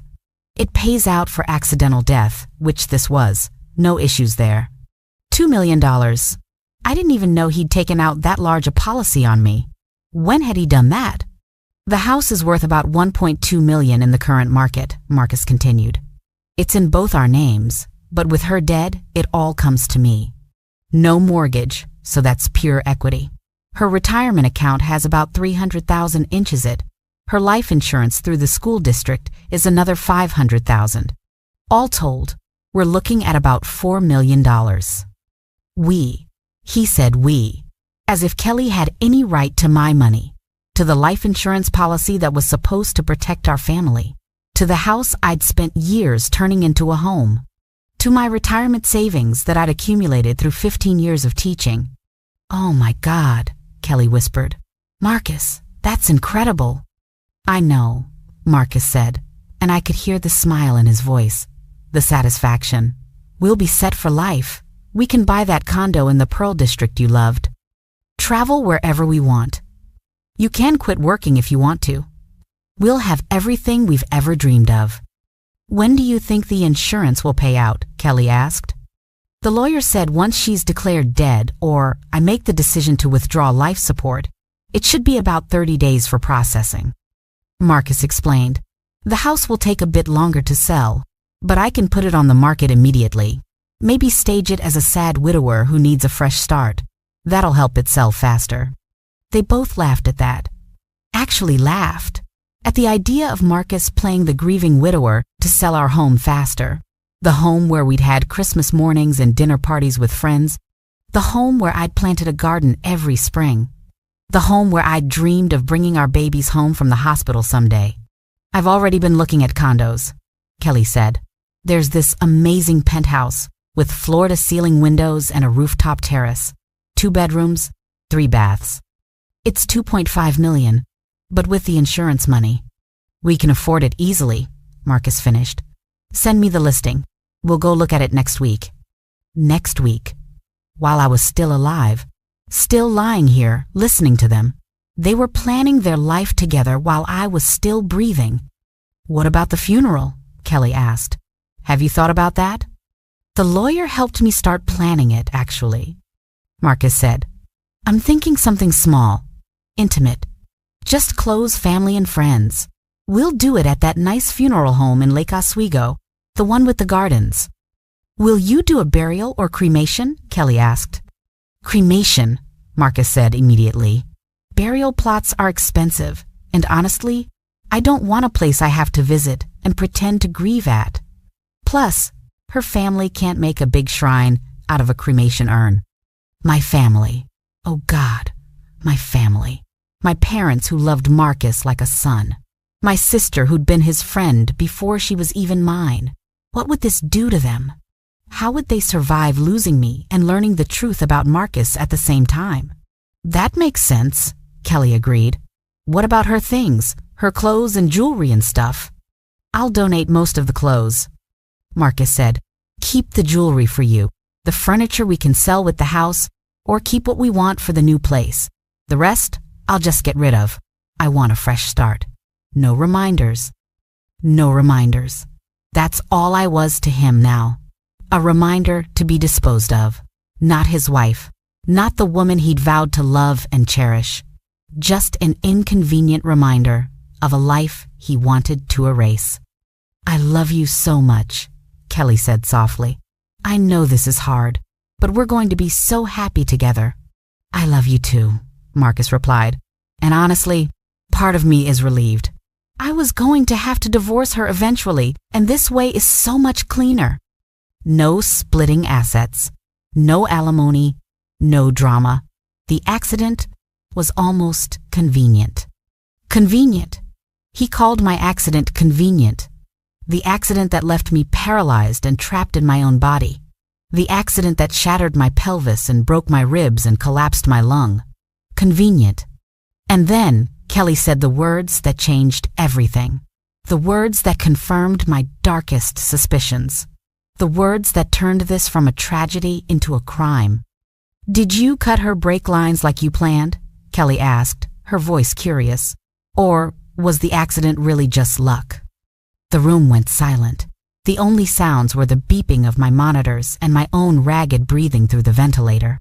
My mind was screaming so loud I thought surely someone could hear it. "He tried to kill me. Marcus tried to kill me. This wasn't an accident. He cut my brake lines. He sent me out on that rainy highway knowing my brakes would fail. He tried to murder me for insurance money and a girl half his age." "Kelly," Marcus said, his voice warning. "What?" Kelly said. "There's no one here. She can't hear us. You said yourself she's practically brain dead." "I know, but still," Marcus said. "We shouldn't talk about that." "Oh, come on," Kelly said, and I could hear her move closer to him. "You can tell me. I've been dying to know. Did you actually do it?" Another pause, a long one, and then Marcus's voice, quiet and cold. "Yeah," he said. "I did it. 2 days before the accident. I went out to her car in the middle of the night and cut the brake lines most of the way through. Weakened them enough that they'd fail under pressure, but not so much that she'd notice anything wrong right away. I knew she'd be driving home from that parent-teacher conference. Knew she'd be on the highway. It was supposed to look like an accident caused by the rain and bad road conditions. Oh my God. Oh my God. Oh my God. Oh my God. He really did it. He really tried to kill me, my husband, the man I'd loved, the man I'd trusted with my life. He'd crept out in the night and sabotaged my car and sent me to my death." "That's brilliant," Kelly said, admiration in her voice. "How did you know how to do it?" "YouTube," Marcus said, and he actually laughed. "There are tutorials for everything. I practiced on a junk car at a salvage yard first to make sure I knew what I was doing. The whole thing took maybe 20 minutes. 20 minutes. 20 minutes was all it took for him to plan and execute my murder. 20 minutes to destroy 8 years of marriage. 20 minutes to try to end my life." "Were you worried you'd get caught?" Kelly asked. "A little," Marcus admitted. "But brake failure in the rain is pretty common, especially on older cars. And Sarah's car was a 2015. Not brand new, but not old enough to raise too many questions. The police investigated it as just an accident. They didn't even check the brake lines closely because the whole front end was so destroyed." "God, you're smart," Kelly purred, "and brave. I don't know if I could have done it." "You didn't have to," Marcus said. "I did it for us, for our future, so we could be together without all the hassle of a divorce." They kissed again. I could hear them, could hear Kelly moan softly, could hear the rustle of clothing, and I had to lie there and listen to them celebrate my murder, my attempted murder. Because I wasn't dead. I was very much alive. And now I knew the truth. The rage and pain I felt in that moment was beyond description, beyond anything I'd felt before. It was a howling, shrieking hurricane inside my chest. I wanted to tear him apart with my bare hands. I wanted to make him feel every bit of pain he'd caused me. I wanted him to know that I'd heard everything, that I knew what he'd done, that he hadn't gotten away with it. But I couldn't move, couldn't speak, couldn't do anything but lie there with tears streaming down my face, drowning in the knowledge that my husband was a murderer and I was his intended victim. They stayed for another hour, making plans, discussing their future, kissing and touching while I lay 3 feet away from them. When they finally left, I was alone with my thoughts and my fury and the terrible knowledge of what Marcus had done.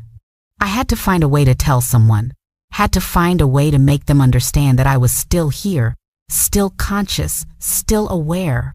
But how? How could I communicate when I couldn't move or speak? When everyone thought I was in a vegetative state?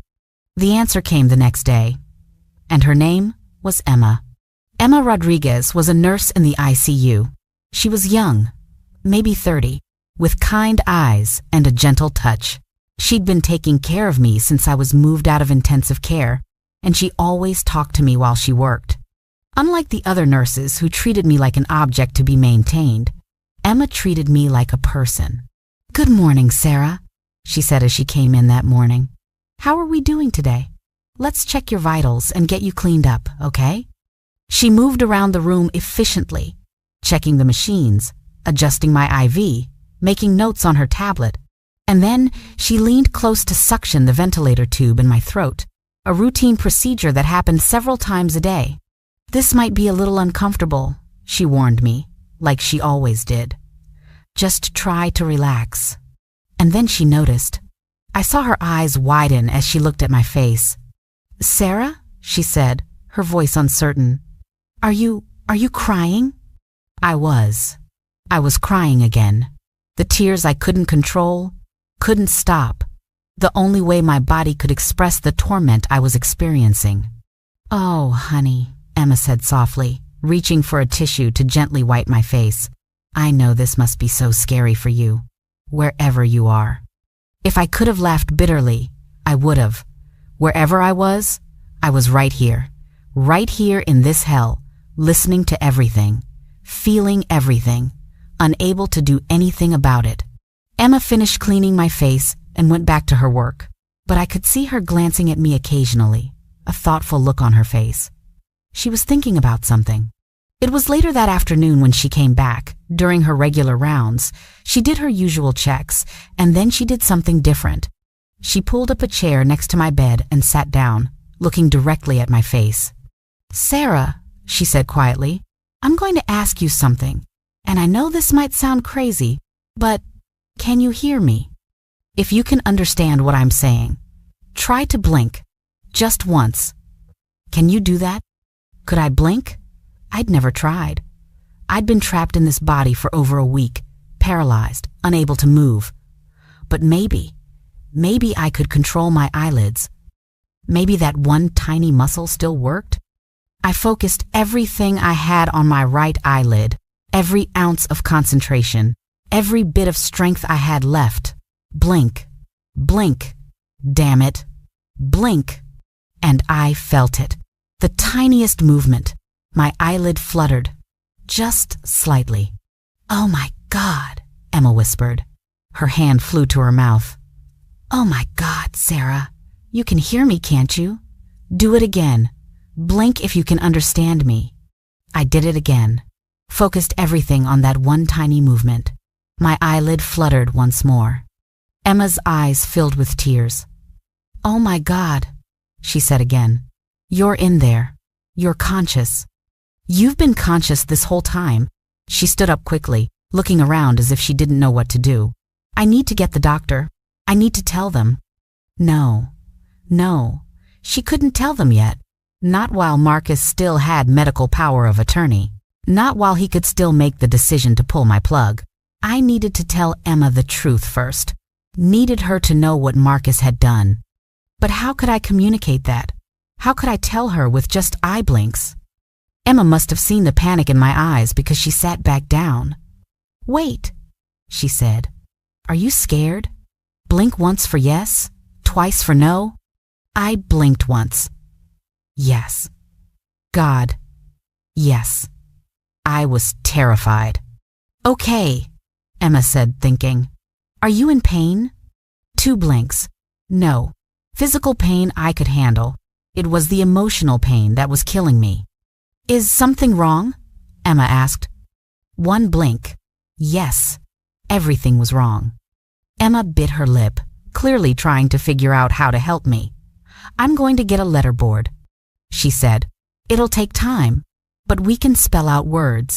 Can you move your eyes left and right?" I tried, focused everything on moving my eyes to the left. They shifted, just barely.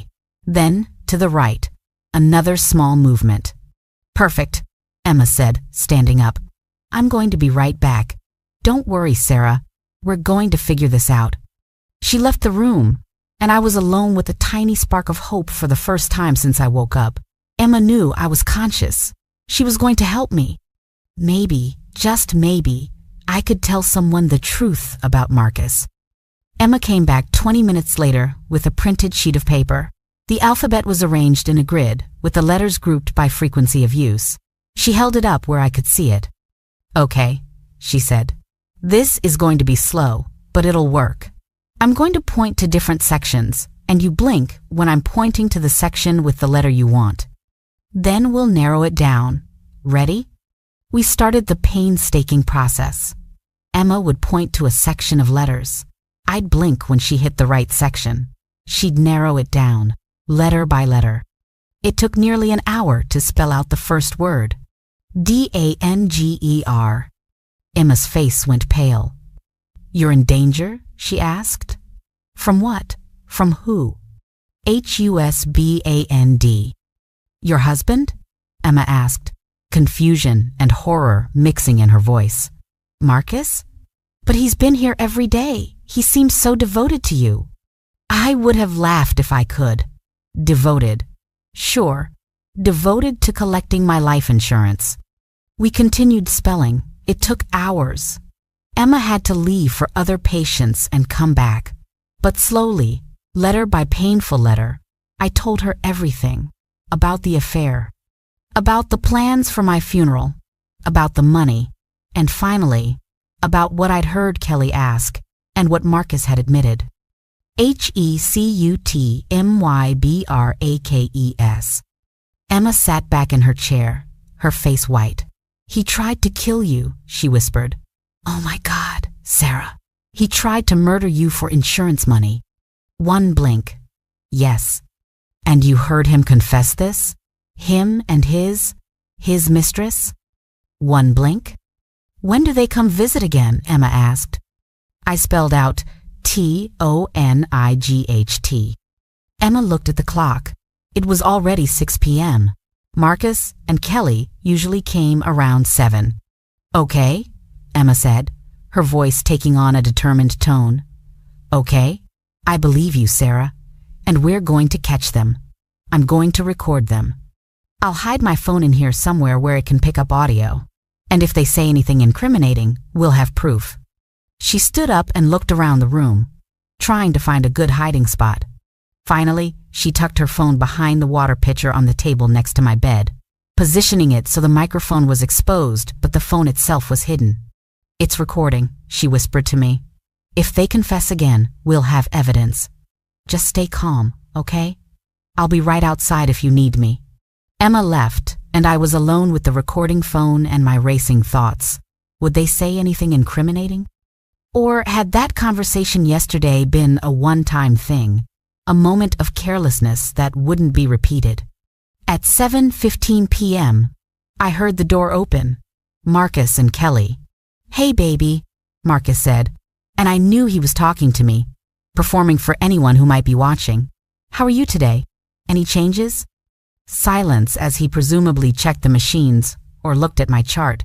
"Still nothing," he said, and now his tone was different, flat, disappointed. "It's been almost 2 weeks," Kelly said. "When can you talk to the doctors about, Soon," Marcus said. "The neurologist is supposed to give me his full assessment tomorrow.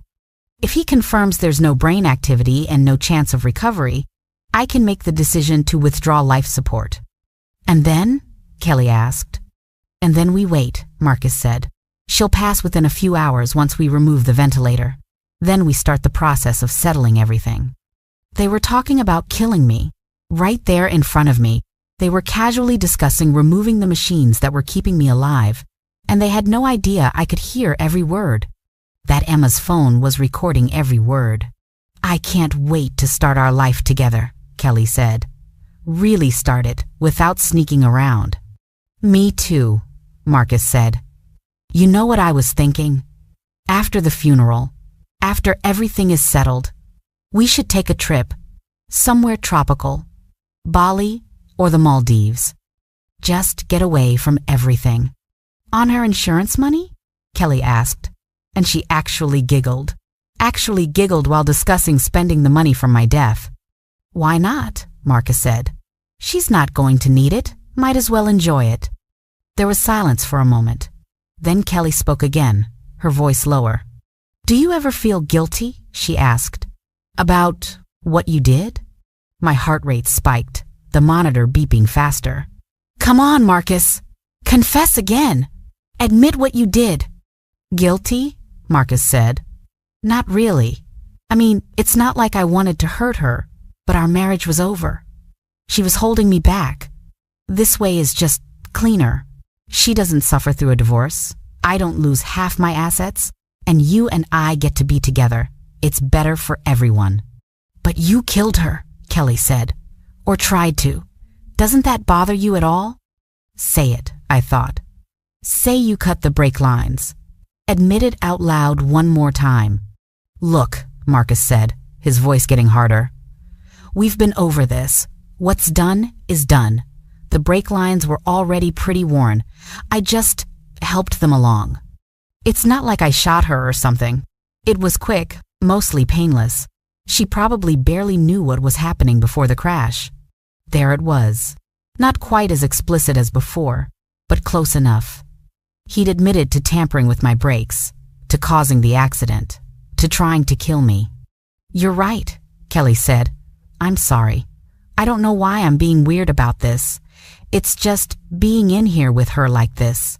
It feels creepy. We don't have to stay long, Marcus said. Just long enough to look concerned if anyone asks. Then we can go back to your place.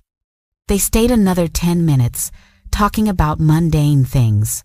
A client meeting, a movie Kelly wanted to see, what they were going to have for dinner. Just a normal couple having a normal conversation, except they were standing over the body of the woman one of them had tried to murder. When they finally left, I wanted to sob with relief. We had it. Emma's phone had recorded everything. Marcus's admission about helping my brake lines along. Their casual discussion of my death and how they'd spend my insurance money. All of it was on that recording. Emma came back in 5 minutes after they left. She grabbed her phone and plugged in headphones, listening to the recording. I watched her face go through a range of emotions. Shock, disgust, horror, anger. When she finished, she looked at me with tears in her eyes. I'm so sorry, she said. I'm so sorry this happened to you. But we have them now, Sarah. We have everything on this recording. I'm going to call the police and your family. We're going to make sure Marcus pays for what he did to you. One blink. Yes. Thank God, yes. But first, Emma said, I need to talk to the doctor. You have locked-in syndrome, Sarah. You're fully conscious. Your brain is fine. You just can't move. The doctors need to know this immediately because it changes everything about your care and your prognosis. And more importantly, it means Marcus can't make any decisions about withdrawing life support. You're a conscious patient. You have rights. Emma left to get the neurologist, and I was alone with the overwhelming relief of finally being heard, of finally having someone who knew the truth, who believed me, who was going to help me. Dr. Patel, the neurologist, came in with Emma 20 minutes later. He was a middle-aged man with graying hair and intelligent eyes. Emma must have briefed him because he came straight to my bed with a penlight and that letterboard. Sarah, he said gently, Nurse Rodriguez tells me you've been communicating with her, that you can hear and understand us. I'm going to do some tests, okay? Just follow my instructions as best you can. He ran through a series of tests, asked me to blink on command, to move my eyes in different directions, to blink once for yes and twice for no to various questions. Each tiny movement I could make seemed to excite him more. Remarkable, he kept saying. Absolutely remarkable. Classic locked-in syndrome. Full consciousness, full cognitive function, but almost complete paralysis except for vertical eye movement and blinking. He turned to Emma. This changes everything. We need to run a full neurological workup immediately, and we need to notify her family. Does her husband know? No, Emma said firmly. And we need to talk about that. Privately. Dr. Patel looked confused but nodded. Sarah, I'm going to step outside with Nurse Rodriguez for a moment. We'll be right back. They left, and I could hear their muffled voices in the hallway. Emma was telling him everything. About the affair, about the plan to withdraw life support, about the recording, about Marcus's confession that he'd cut my brake lines. When they came back in, Dr. Patel's face was grave. He looked at me with a mixture of compassion and horror. Sarah, he said, I've listened to the recording. I'm going to call the police right now. And I'm going to call your emergency contact list to find a family member who isn't your husband. Who should we call? My sister. I needed my sister. Emma helped me spell out her name and number using the letterboard, Jennifer, and then the phone number, digit by painful digit. Dr. Patel made the call. I couldn't hear what Jennifer said on the other end, but I heard his side of the conversation. Miss Chen, this is Dr. Patel from Oregon Health and Science University. I'm calling about your sister, Sarah. Yes, she's stable. Actually, that's why I'm calling. Sarah has regained consciousness. I need you to come to the hospital immediately. There's been a development, and we need to speak with you in person. No, please don't call Marcus. This is very important. Come alone. And don't tell anyone else you're coming. Especially not Marcus. I understand this sounds strange, but I promise I'll explain everything when you get here. How soon can you be here? Apparently, Jennifer said she'd be there in 30 minutes because Dr. Patel thanked her and hung up. Then he called the police. Yes, I need to report an attempted murder, he said into the phone. I have a patient who was in a car accident 2 weeks ago. She's been conscious the whole time with locked-in syndrome, and she heard her husband confess to cutting her brake lines to cause the accident. Yes, I'm serious. And we have a recording of the confession. Yes, we'll be here. She's in the ICU at OHSU. After he hung up, Dr. Patel sat down next to my bed. The police are on their way.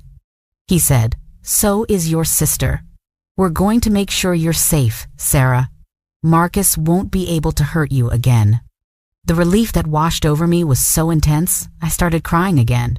Emma gently wiped my tears. It's okay, she said softly. You're safe now. We've got you. Jennifer arrived first, bursting into the room with wild eyes and a panicked expression. When she saw me, tears immediately started streaming down her face. Sarah, she sobbed. Oh my God, Sarah. They said you were in a vegetative state. They said you'd never wake up. Dr. Patel guided her to a chair. Your sister is fully conscious, he explained. She has locked-in syndrome. She can hear and understand everything, but she can't move or speak. She's been aware this entire time. Jennifer's hand flew to her mouth. The entire time? She's been conscious for 2 weeks and no one knew? We didn't know, doctor. Patel said gently. The condition is rare and difficult to diagnose, but Nurse Rodriguez discovered it today when she noticed Sarah was crying and responsive to stimuli. Can she communicate? Jennifer asked, looking at me with desperate hope. Yes, Emma said. With eye blinks and a letterboard. It's slow, but it works. Oh, Sarah, Jennifer said, moving to my bedside and taking my hand. I'm so sorry. I'm so sorry we didn't know. I've been so worried about you. One blink, it was okay. She was here now. That's what mattered. Dr. Patel cleared his throat. Jennifer, there's something else we need to tell you. Something Sarah communicated to us. It's about Marcus. Jennifer's expression changed to confusion. Marcus? What about him? He's been devastated. He's been here every day. Not every day, Emma said quietly, and not alone. And then they told her.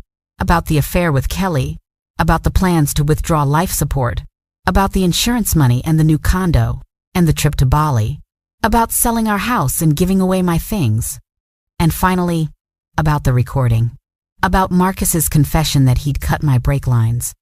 I watched my sister's face as she absorbed this information, watched her go from confusion to disbelief to horror to absolute fury. By the time they finished, she was shaking. "He tried to kill her," she said, her voice trembling. "Marcus tried to murder my sister?"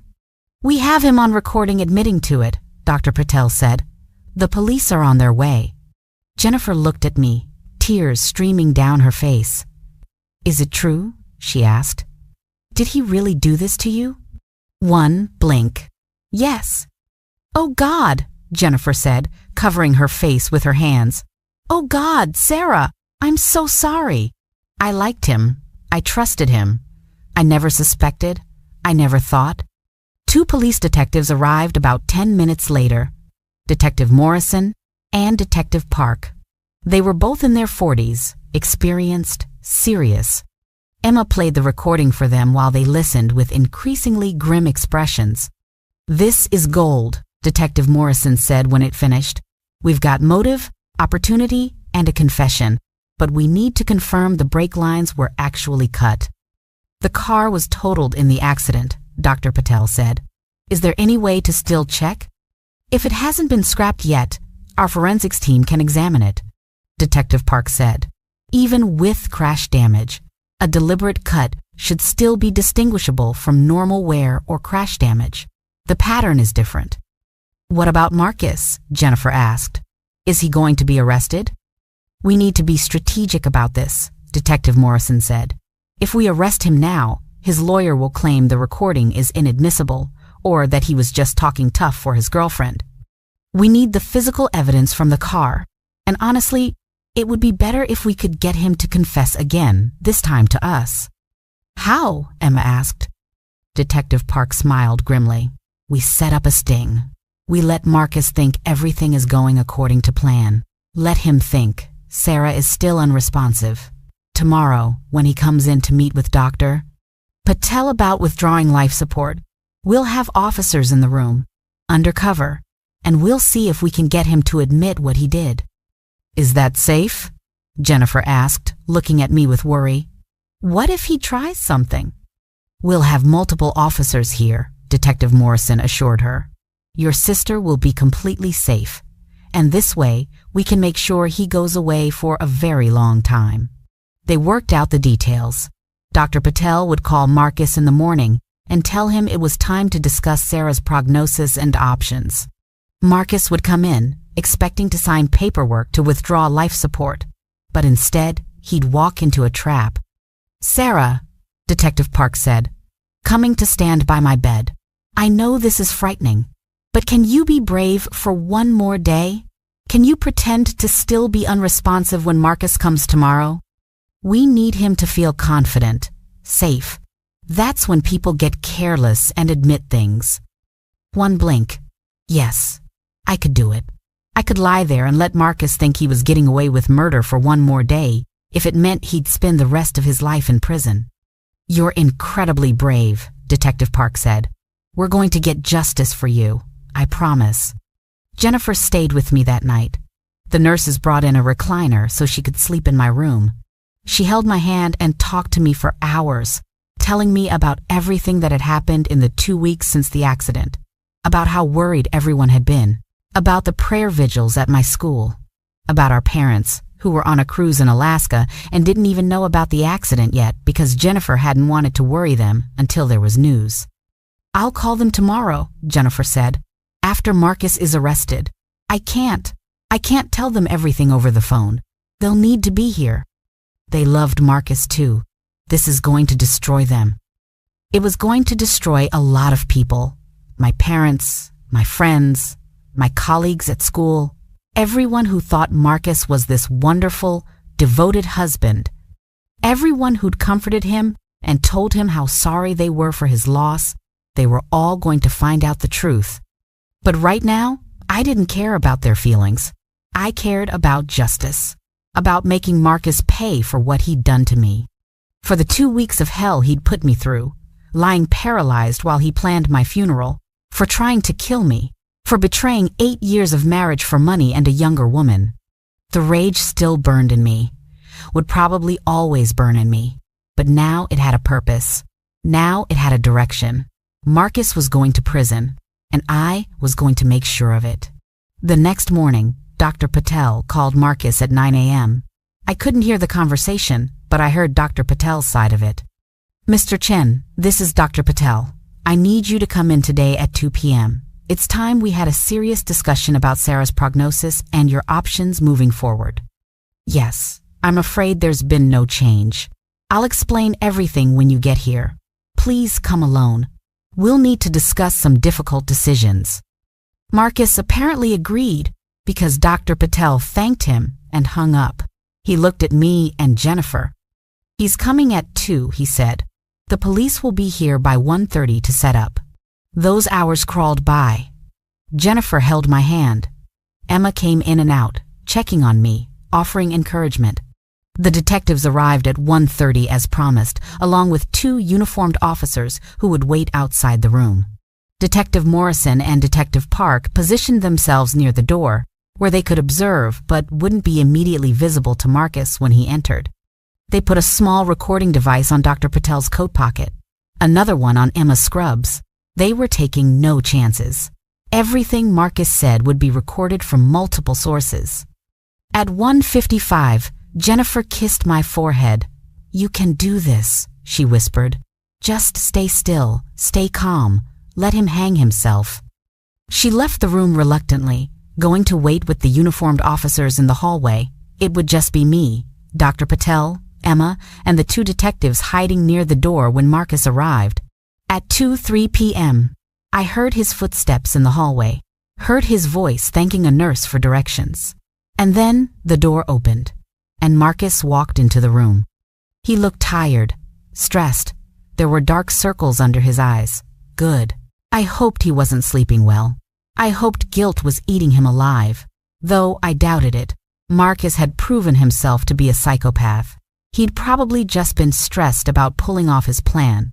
"Dr. Patel," Marcus said, shaking the doctor's hand. "Thank you for meeting with me." "Of course," Dr. Patel said. "Please sit down. We need to discuss Sarah's condition." Marcus sat in the chair next to my bed, the same chair Kelly had sat in when they'd discussed buying a condo with my insurance money. He looked at me with what I'm sure he thought was a sad expression. "How is she?" he asked. "There's been no change," Dr. Patel said. "I've conducted extensive neurological testing. The scans show minimal brain activity. She's not responsive to stimuli. In my professional opinion, she's in a persistent vegetative state with no likelihood of recovery."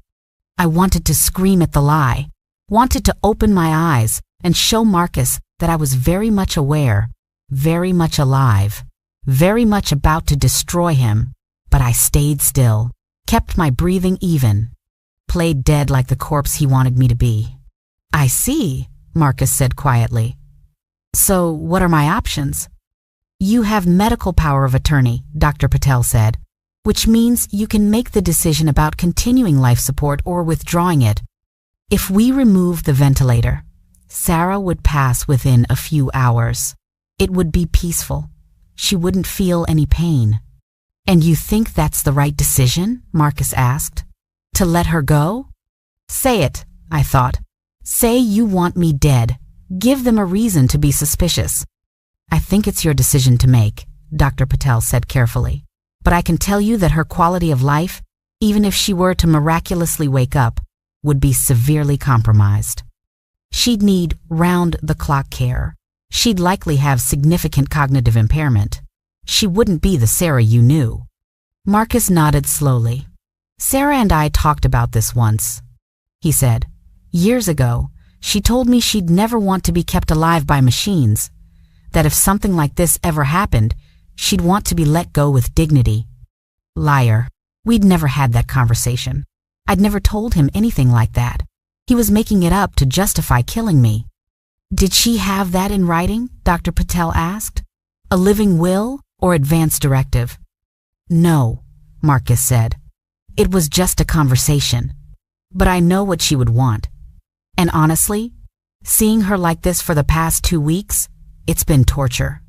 For both of us. I think it's time to let her go. Are you sure? Dr. Patel pressed. This is a permanent decision.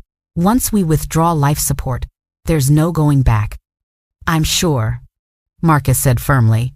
It's what Sarah would want, and it's what's best for her. She's not living. She's just existing. That's not fair to her. What's not fair, I thought, is that you tried to murder me for insurance money. What's not fair is that you're sitting here pretending to care about my dignity when really you just want to finish what you started. There is one more thing, Marcus said. The life insurance. How long after she passes? How long until that's processed? There it was. The slip. The reveal of what this was really about. Dr. Patel's expression didn't change. I'm not sure, he said. That would be a question for the insurance company. Why do you ask? I just want to make sure I can cover the funeral expenses, Marcus said quickly. And there will be medical bills. I want to make sure everything is taken care of properly. Of course, Dr. Patel said. Though I should mention, before we proceed with withdrawing life support, there are some legal formalities. The hospital requires a consultation with our ethics board in cases like this. And because Sarah's accident is still under investigation by the police. Investigation? Marcus interrupted. What investigation? It was just an accident. Her brakes failed in the rain. Standard procedure for accidents resulting in severe injury, Doctor. Patel said smoothly. They want to rule out any vehicular defects that might pose a danger to other drivers.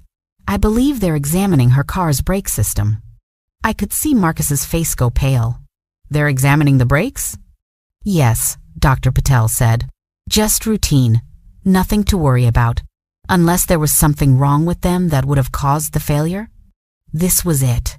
The moment of truth. Would Marcus panic? Would he say something incriminating? No, Marcus said, but his voice was strained. Nothing wrong with them.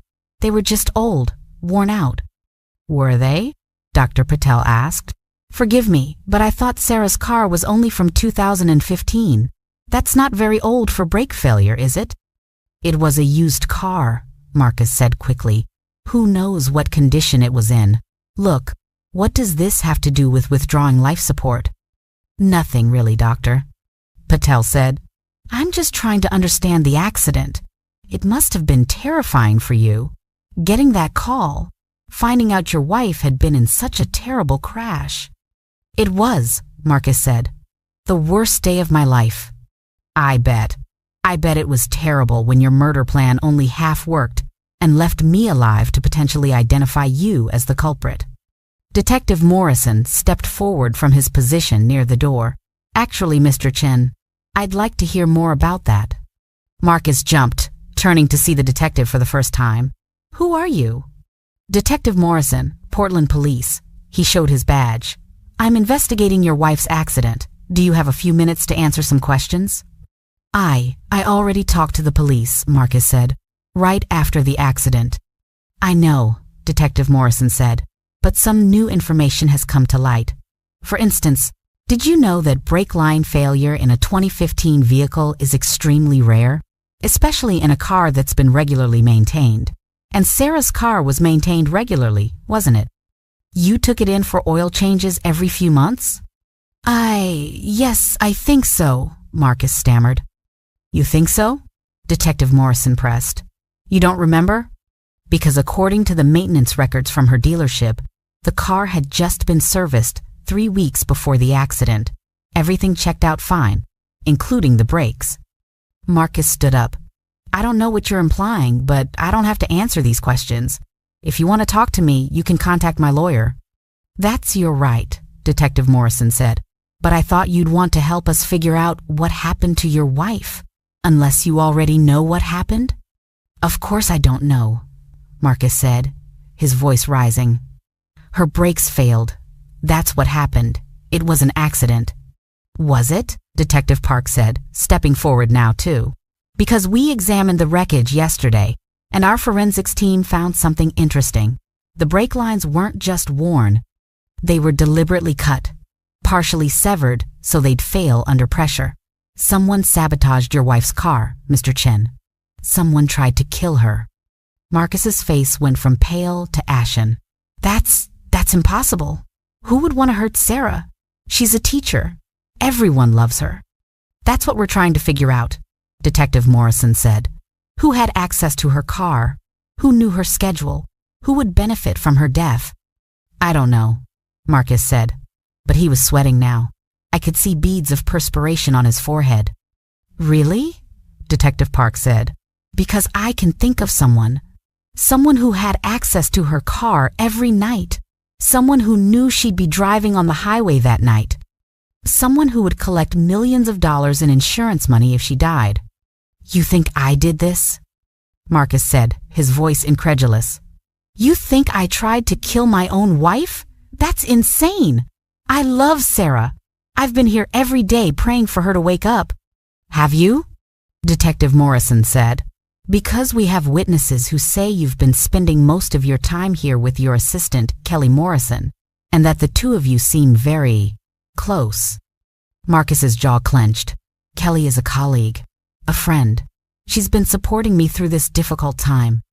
Is that all she is? Detective Park asked. Just a colleague? Because we have reason to believe you and Miss Morrison have been having an affair for the past 8 months. That's a lie, Marcus said. Who told you that? Your wife, Detective Morrison said quietly. The room went silent. Marcus stared at the detective. What? Your wife told us, Detective Morrison repeated. About the affair, about your plans to withdraw life support, about the insurance money, about the condo in the Pearl District, about your trip to Bali. She told us everything, Marcus. That's impossible, Marcus said, but his voice was shaking now. She can't talk. She's brain dead. You said so yourself. He looked at Dr. Patel, desperate for confirmation, but Dr. Patel just looked back at him steadily. I said she was in a persistent vegetative state, Dr. Patel said. I lied. What? Marcus said. Your wife has locked-in syndrome, Dr. Patel explained. She's been fully conscious this entire time. She can hear everything, understand everything. She just can't move or speak, but she can communicate, and she's told us everything you said to Kelly Morrison in this room over the past 2 weeks.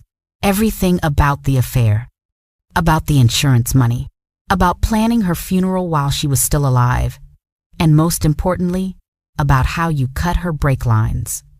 Marcus stumbled backward. No, he said. No, she can't. I never. You never what? Detective Park said. Never cut her brake lines? Because we have you on recording saying you did exactly that. Want to hear it? Detective Morrison pulled out his phone and played the audio. Marcus's voice came through clearly. Yeah, I did it. 2 days before the accident, I went out to her car in the middle of the night and cut the brake lines most of the way through. Weakened them enough that they'd fail under pressure, but not so much that she'd notice anything wrong right away. Marcus's face crumpled as he heard his own confession played back to him. Where did you get that? He whispered. From your wife? Detective Morrison said. She had help recording it.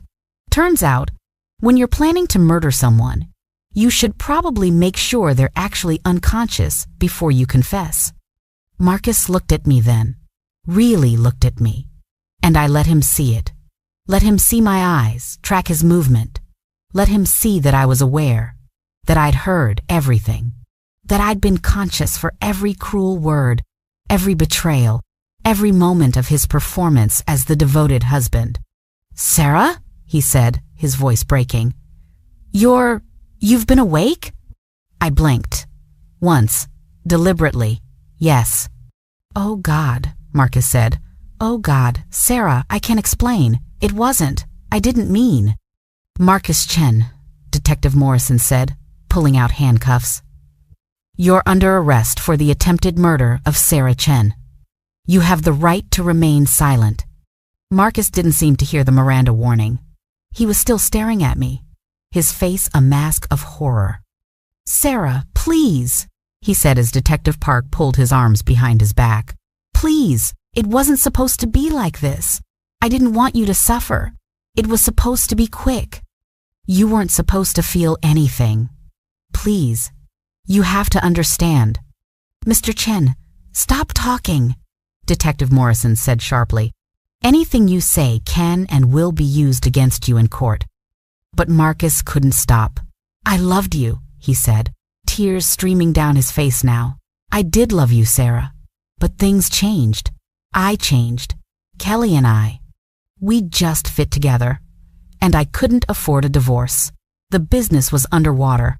I needed that insurance money. I needed to start over. Please, try to understand." They dragged him out of the room, still talking, still trying to justify what he'd done. And I lay there in the bed, watching him go, feeling a savage satisfaction I'd never felt before. He was caught. He was going to prison.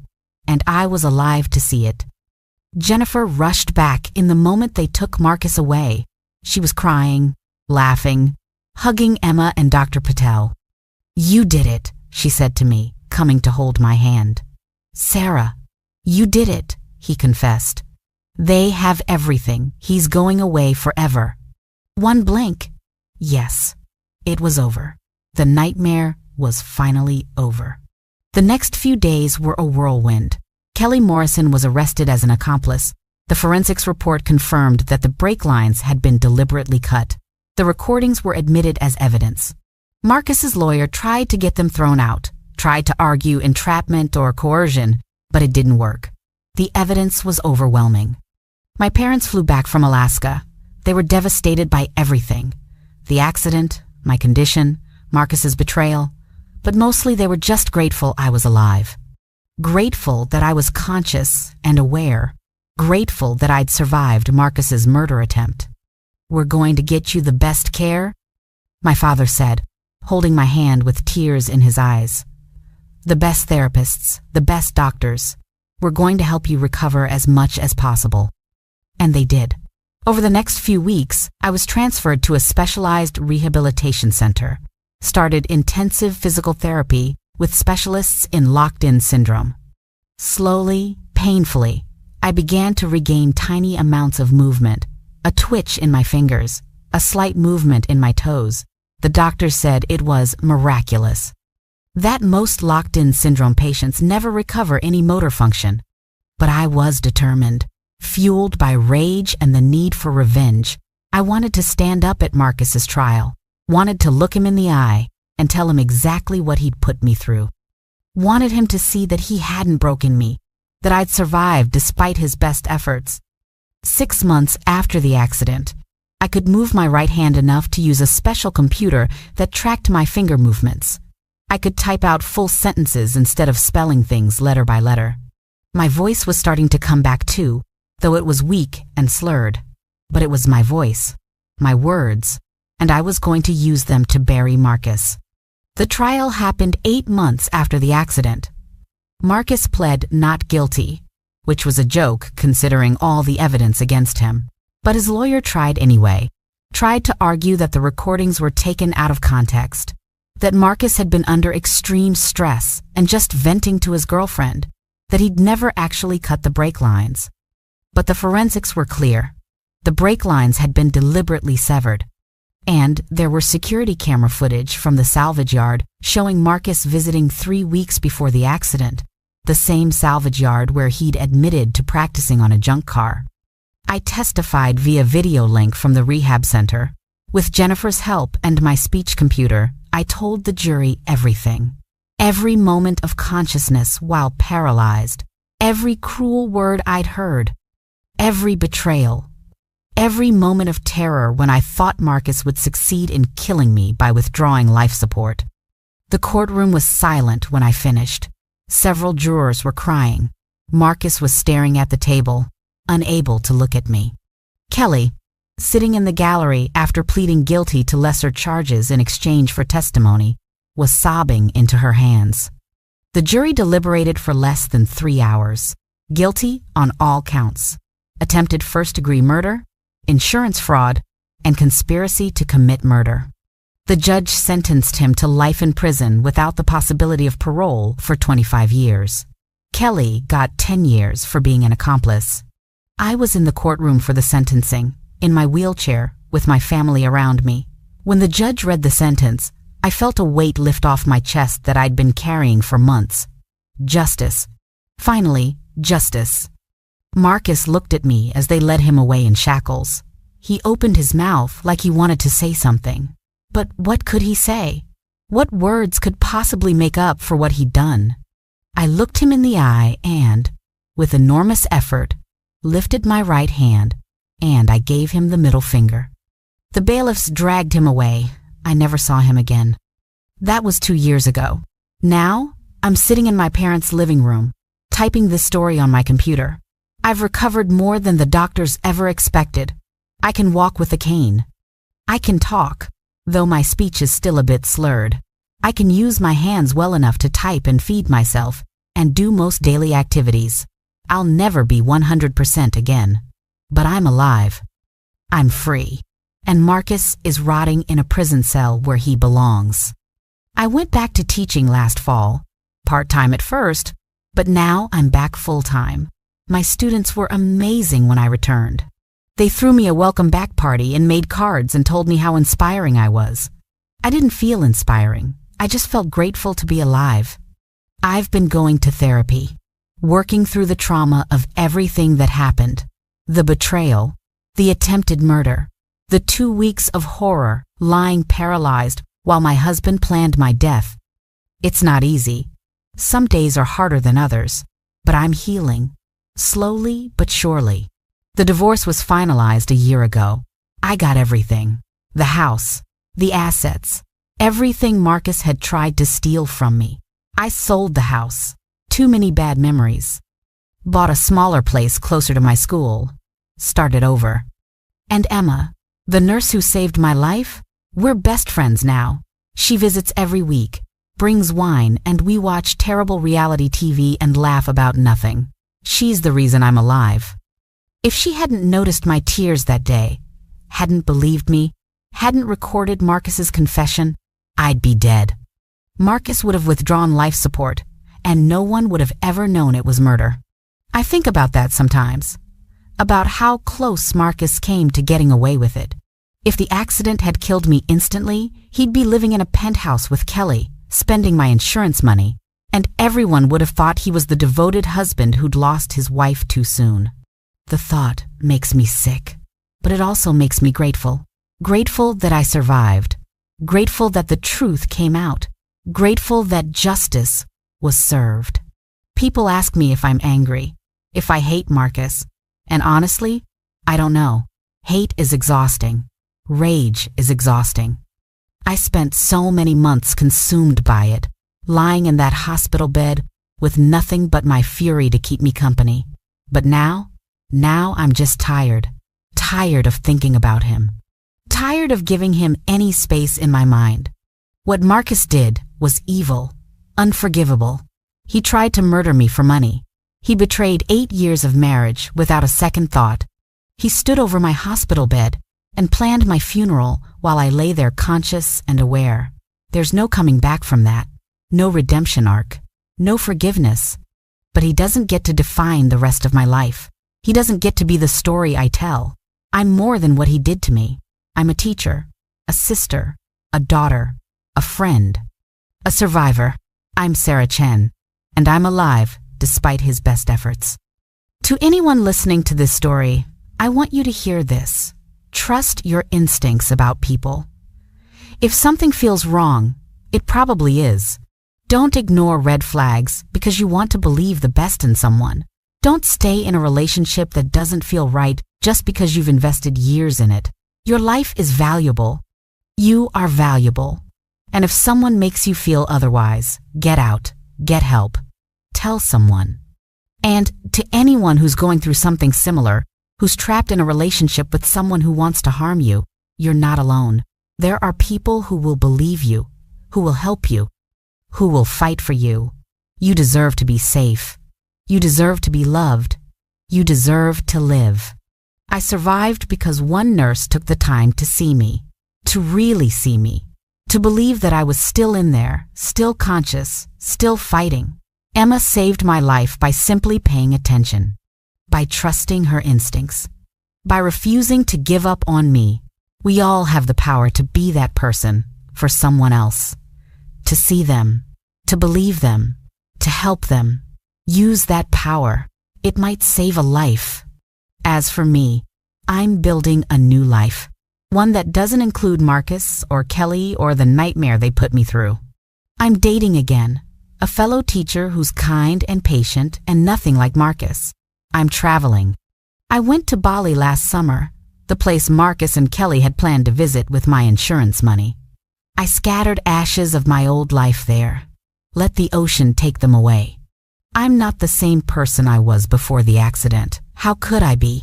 I've been through hell and back.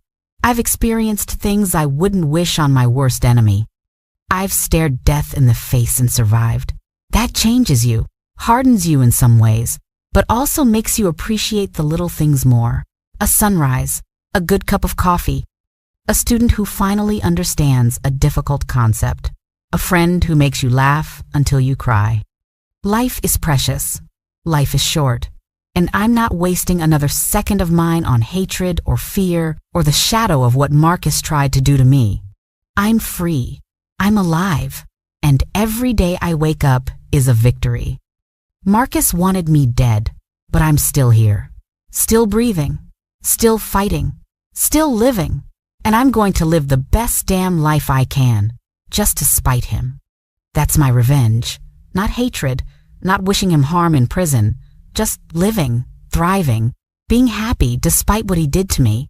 They say living well is the best revenge. I plan to test that theory thoroughly. And to Marcus, if you ever somehow hear this story from whatever cell you're rotting in, I hope every day you're reminded that you failed. I hope you lie awake at night knowing that I'm out here living my best life while you're trapped behind bars. I hope the other inmates know exactly what you did, that you tried to murder your wife for insurance money, like the coward you are. I hope you have decades to think about how spectacularly your plan backfired. How your greed and selfishness cost you everything. Your freedom, your reputation, your future.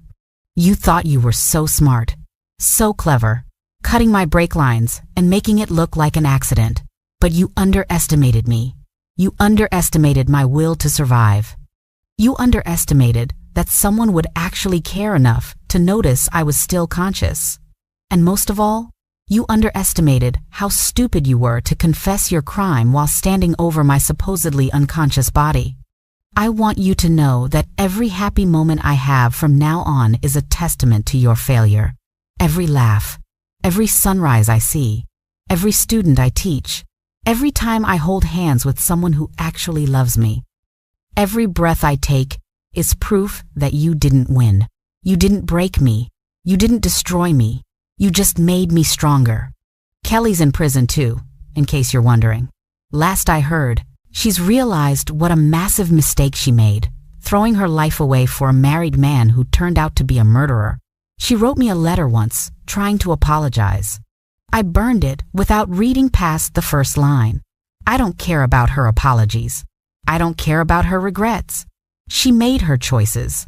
Now she gets to live with the consequences. Your business collapsed, by the way. Once word got out about what you did, every client dropped you. Your partners bought you out for pennies. Your reputation is destroyed. Your name is synonymous with attempted murder and betrayal. Everything you worked for, everything you built, gone. All because you were too greedy and too cowardly to just ask for a divorce like a normal person. Was it worth it, Marcus? Was Kelly worth it? Was the promise of $2 million worth spending the rest of your life in prison? Worth losing everything? Worth becoming the villain in a story that will be told for years as a cautionary tale? I hope not. I hope you realize every single day what a catastrophic mistake you made. I hope it eats at you. I hope you have nightmares about that moment in the hospital room when you realized I'd been conscious the whole time. When you understood that every word you'd said, every plan you'd made, every cruel dismissal of our marriage, I'd heard it all. That moment when our eyes met and you finally saw me, really saw me, aware, conscious, judging you. I replay that moment sometimes when I'm feeling down, the absolute terror on your face, the dawning horror as you understood what you'd done, what you'd confessed, that your perfect murder had unraveled completely. It brings me joy, Marcus. Your downfall brings me genuine joy. Does that make me a bad person? Maybe, but I think I've earned the right to take pleasure in your suffering after what you put me through. I testified at Kelly's sentencing too, you know. Made sure the judge understood exactly what she'd done, how she'd participated in planning my death, how she'd tried on my jewelry while I lay paralyzed, how she'd laughed about spending my insurance money. The judge called her morally bankrupt and complicit in one of the most callous crimes he'd ever seen. She sobbed through the whole sentencing, begged for mercy, said she was young and stupid and in love and didn't know what she was doing. The judge didn't care. Neither did I. She knew exactly what she was doing. She made her choices. Now she's paying for them. 10 years isn't enough, in my opinion, but at least she's behind bars. At least her 20s are being spent in a cell instead of in that penthouse she wanted so badly. At least she's learning that actions have consequences, that you can't just participate in someone's attempted murder and expect to walk away unscathed. Your families were destroyed too. Your mother stopped speaking to you, didn't she? Refused to come to the trial. Told reporters she didn't recognize the man you'd become. Kelly's parents mortgaged their house to pay for her defense. They're broke now. Both families torn apart by your selfish, evil choices. But you know whose families are thriving? Mine. My parents, who stood by me through every moment of my recovery. My sister Jennifer, who never left my side. My friends, who rallied around me and supported me through the darkest time of my life. Emma and her family, who welcomed me into their lives with open arms. Even Emma's brother, the man I'm dating now, who's shown me what real love actually looks like, what a partner who actually values your life looks like. We had a dinner party last month. Everyone I love gathered around my new table in my new house. We ate and laughed and told stories and celebrated life, celebrated survival, celebrated justice. And not once did anyone mention your name. You've become irrelevant to my story, Marcus. A footnote. The villain who lost. Nothing more. That's what kills me the most, I think, if you'd just been honest with me. If you'd just come to me 2 years ago and said, Sarah, I'm not happy anymore. I want a divorce. I would have been devastated, heartbroken, angry probably. But we could have handled it like adults. Split our assets, moved on with our lives. You'd be free right now. You could be with Kelly if you still wanted to be. You could have your business, your reputation, your life. But you were too greedy, too cowardly, too selfish. You wanted everything, the insurance money, the house, your business, Kelly, and you were willing to murder me to get it. And now you have nothing, absolutely nothing but a prison cell.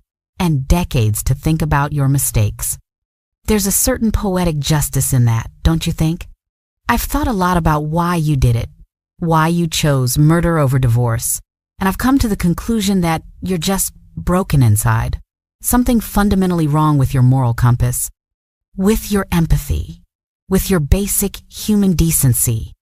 Normal people don't look at their spouse of 8 years and think, I should kill her for insurance money. Normal people don't sabotage someone's car and send them to their probable death. Normal people don't stand over their dying wife's hospital bed and plan a funeral while kissing their mistress. You're not normal, Marcus. You're a sociopath, a narcissist, a murderer in your heart, even if your plan didn't succeed. And I'm glad I found out before you had another chance. Because you would have tried again, wouldn't you? If I'd survived the accident but stayed in that vegetative state, you would have pulled the plug, killed me legally. And no one would have questioned it because you played the devoted husband so well. But you underestimated locked-in syndrome. You underestimated my consciousness. You underestimated Emma's compassion and attention to detail. You underestimated how thoroughly your own words would condemn you. And now you're paying for it. Good. I hope you live a long, long life, Marcus. I hope you survive to a ripe old age in that prison.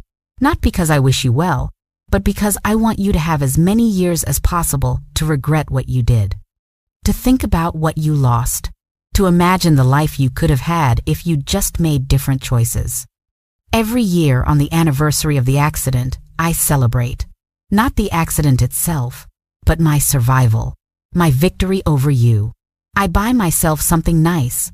Do something I've always wanted to do. Last year, I went skydiving, confronted my fear of heights, and fell through the sky with the biggest smile on my face. This year, I'm planning a trip to New Zealand, living my life to the fullest. And every year, you'll wake up in a cell, eat prison food, follow prison rules, live a prison life, for the next 25 years minimum, probably longer. Because even after you're eligible for parole, I'll be there at every hearing, testifying, reminding the board exactly what you did, making sure they understand that you're still a danger, still a manipulative, selfish murderer who doesn't deserve freedom.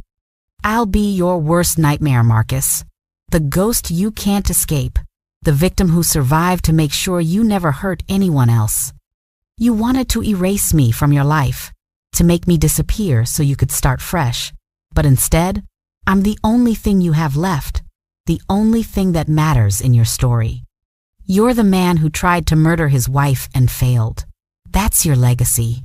That's what you'll be remembered for.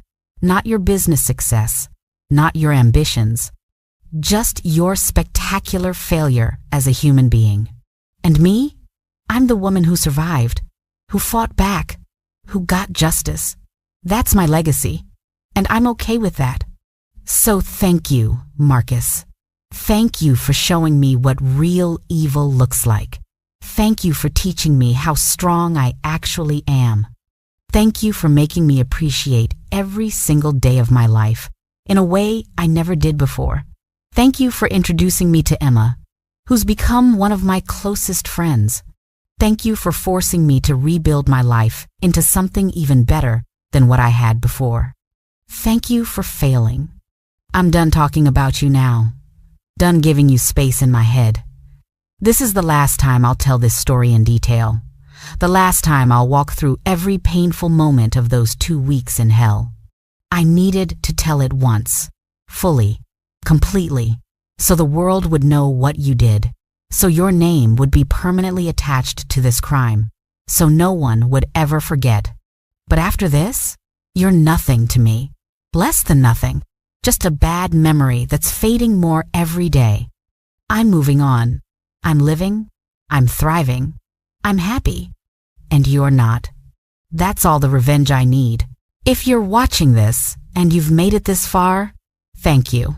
Thank you for listening to my story, for bearing witness to what happened to me, for supporting me through this journey by simply being here and hearing my truth. I hope you never have to experience what I went through. I hope you never feel the betrayal of someone you love trying to kill you. I hope you never spend 2 weeks paralyzed and helpless while your spouse plans your funeral. But if you do, if something like this ever happens to you, please know this: you can survive. You are strong enough. There are people who will help you, people who will believe you, people who will fight for you. Don't give up. Keep fighting. Keep surviving, because living well really is the best revenge. And on that note, I'm signing off. I have a date with my boyfriend tonight. We're going to that new Italian restaurant downtown. Tomorrow, I'm teaching my favorite lesson of the year to my students. This weekend, I'm hiking with Jennifer and her kids. Next month, I'm attending Emma's wedding as her maid of honor. I have a life. A beautiful, full, meaningful life. And Marcus has a cell. I think we both got exactly what we deserved. Goodbye, everyone. Thank you for listening. And remember, trust your instincts, protect yourself, and never, ever underestimate the power of a woman who refuses to die. This is Sarah Chen, and I'm alive, still breathing, Still fighting, still winning. And I'm never looking back.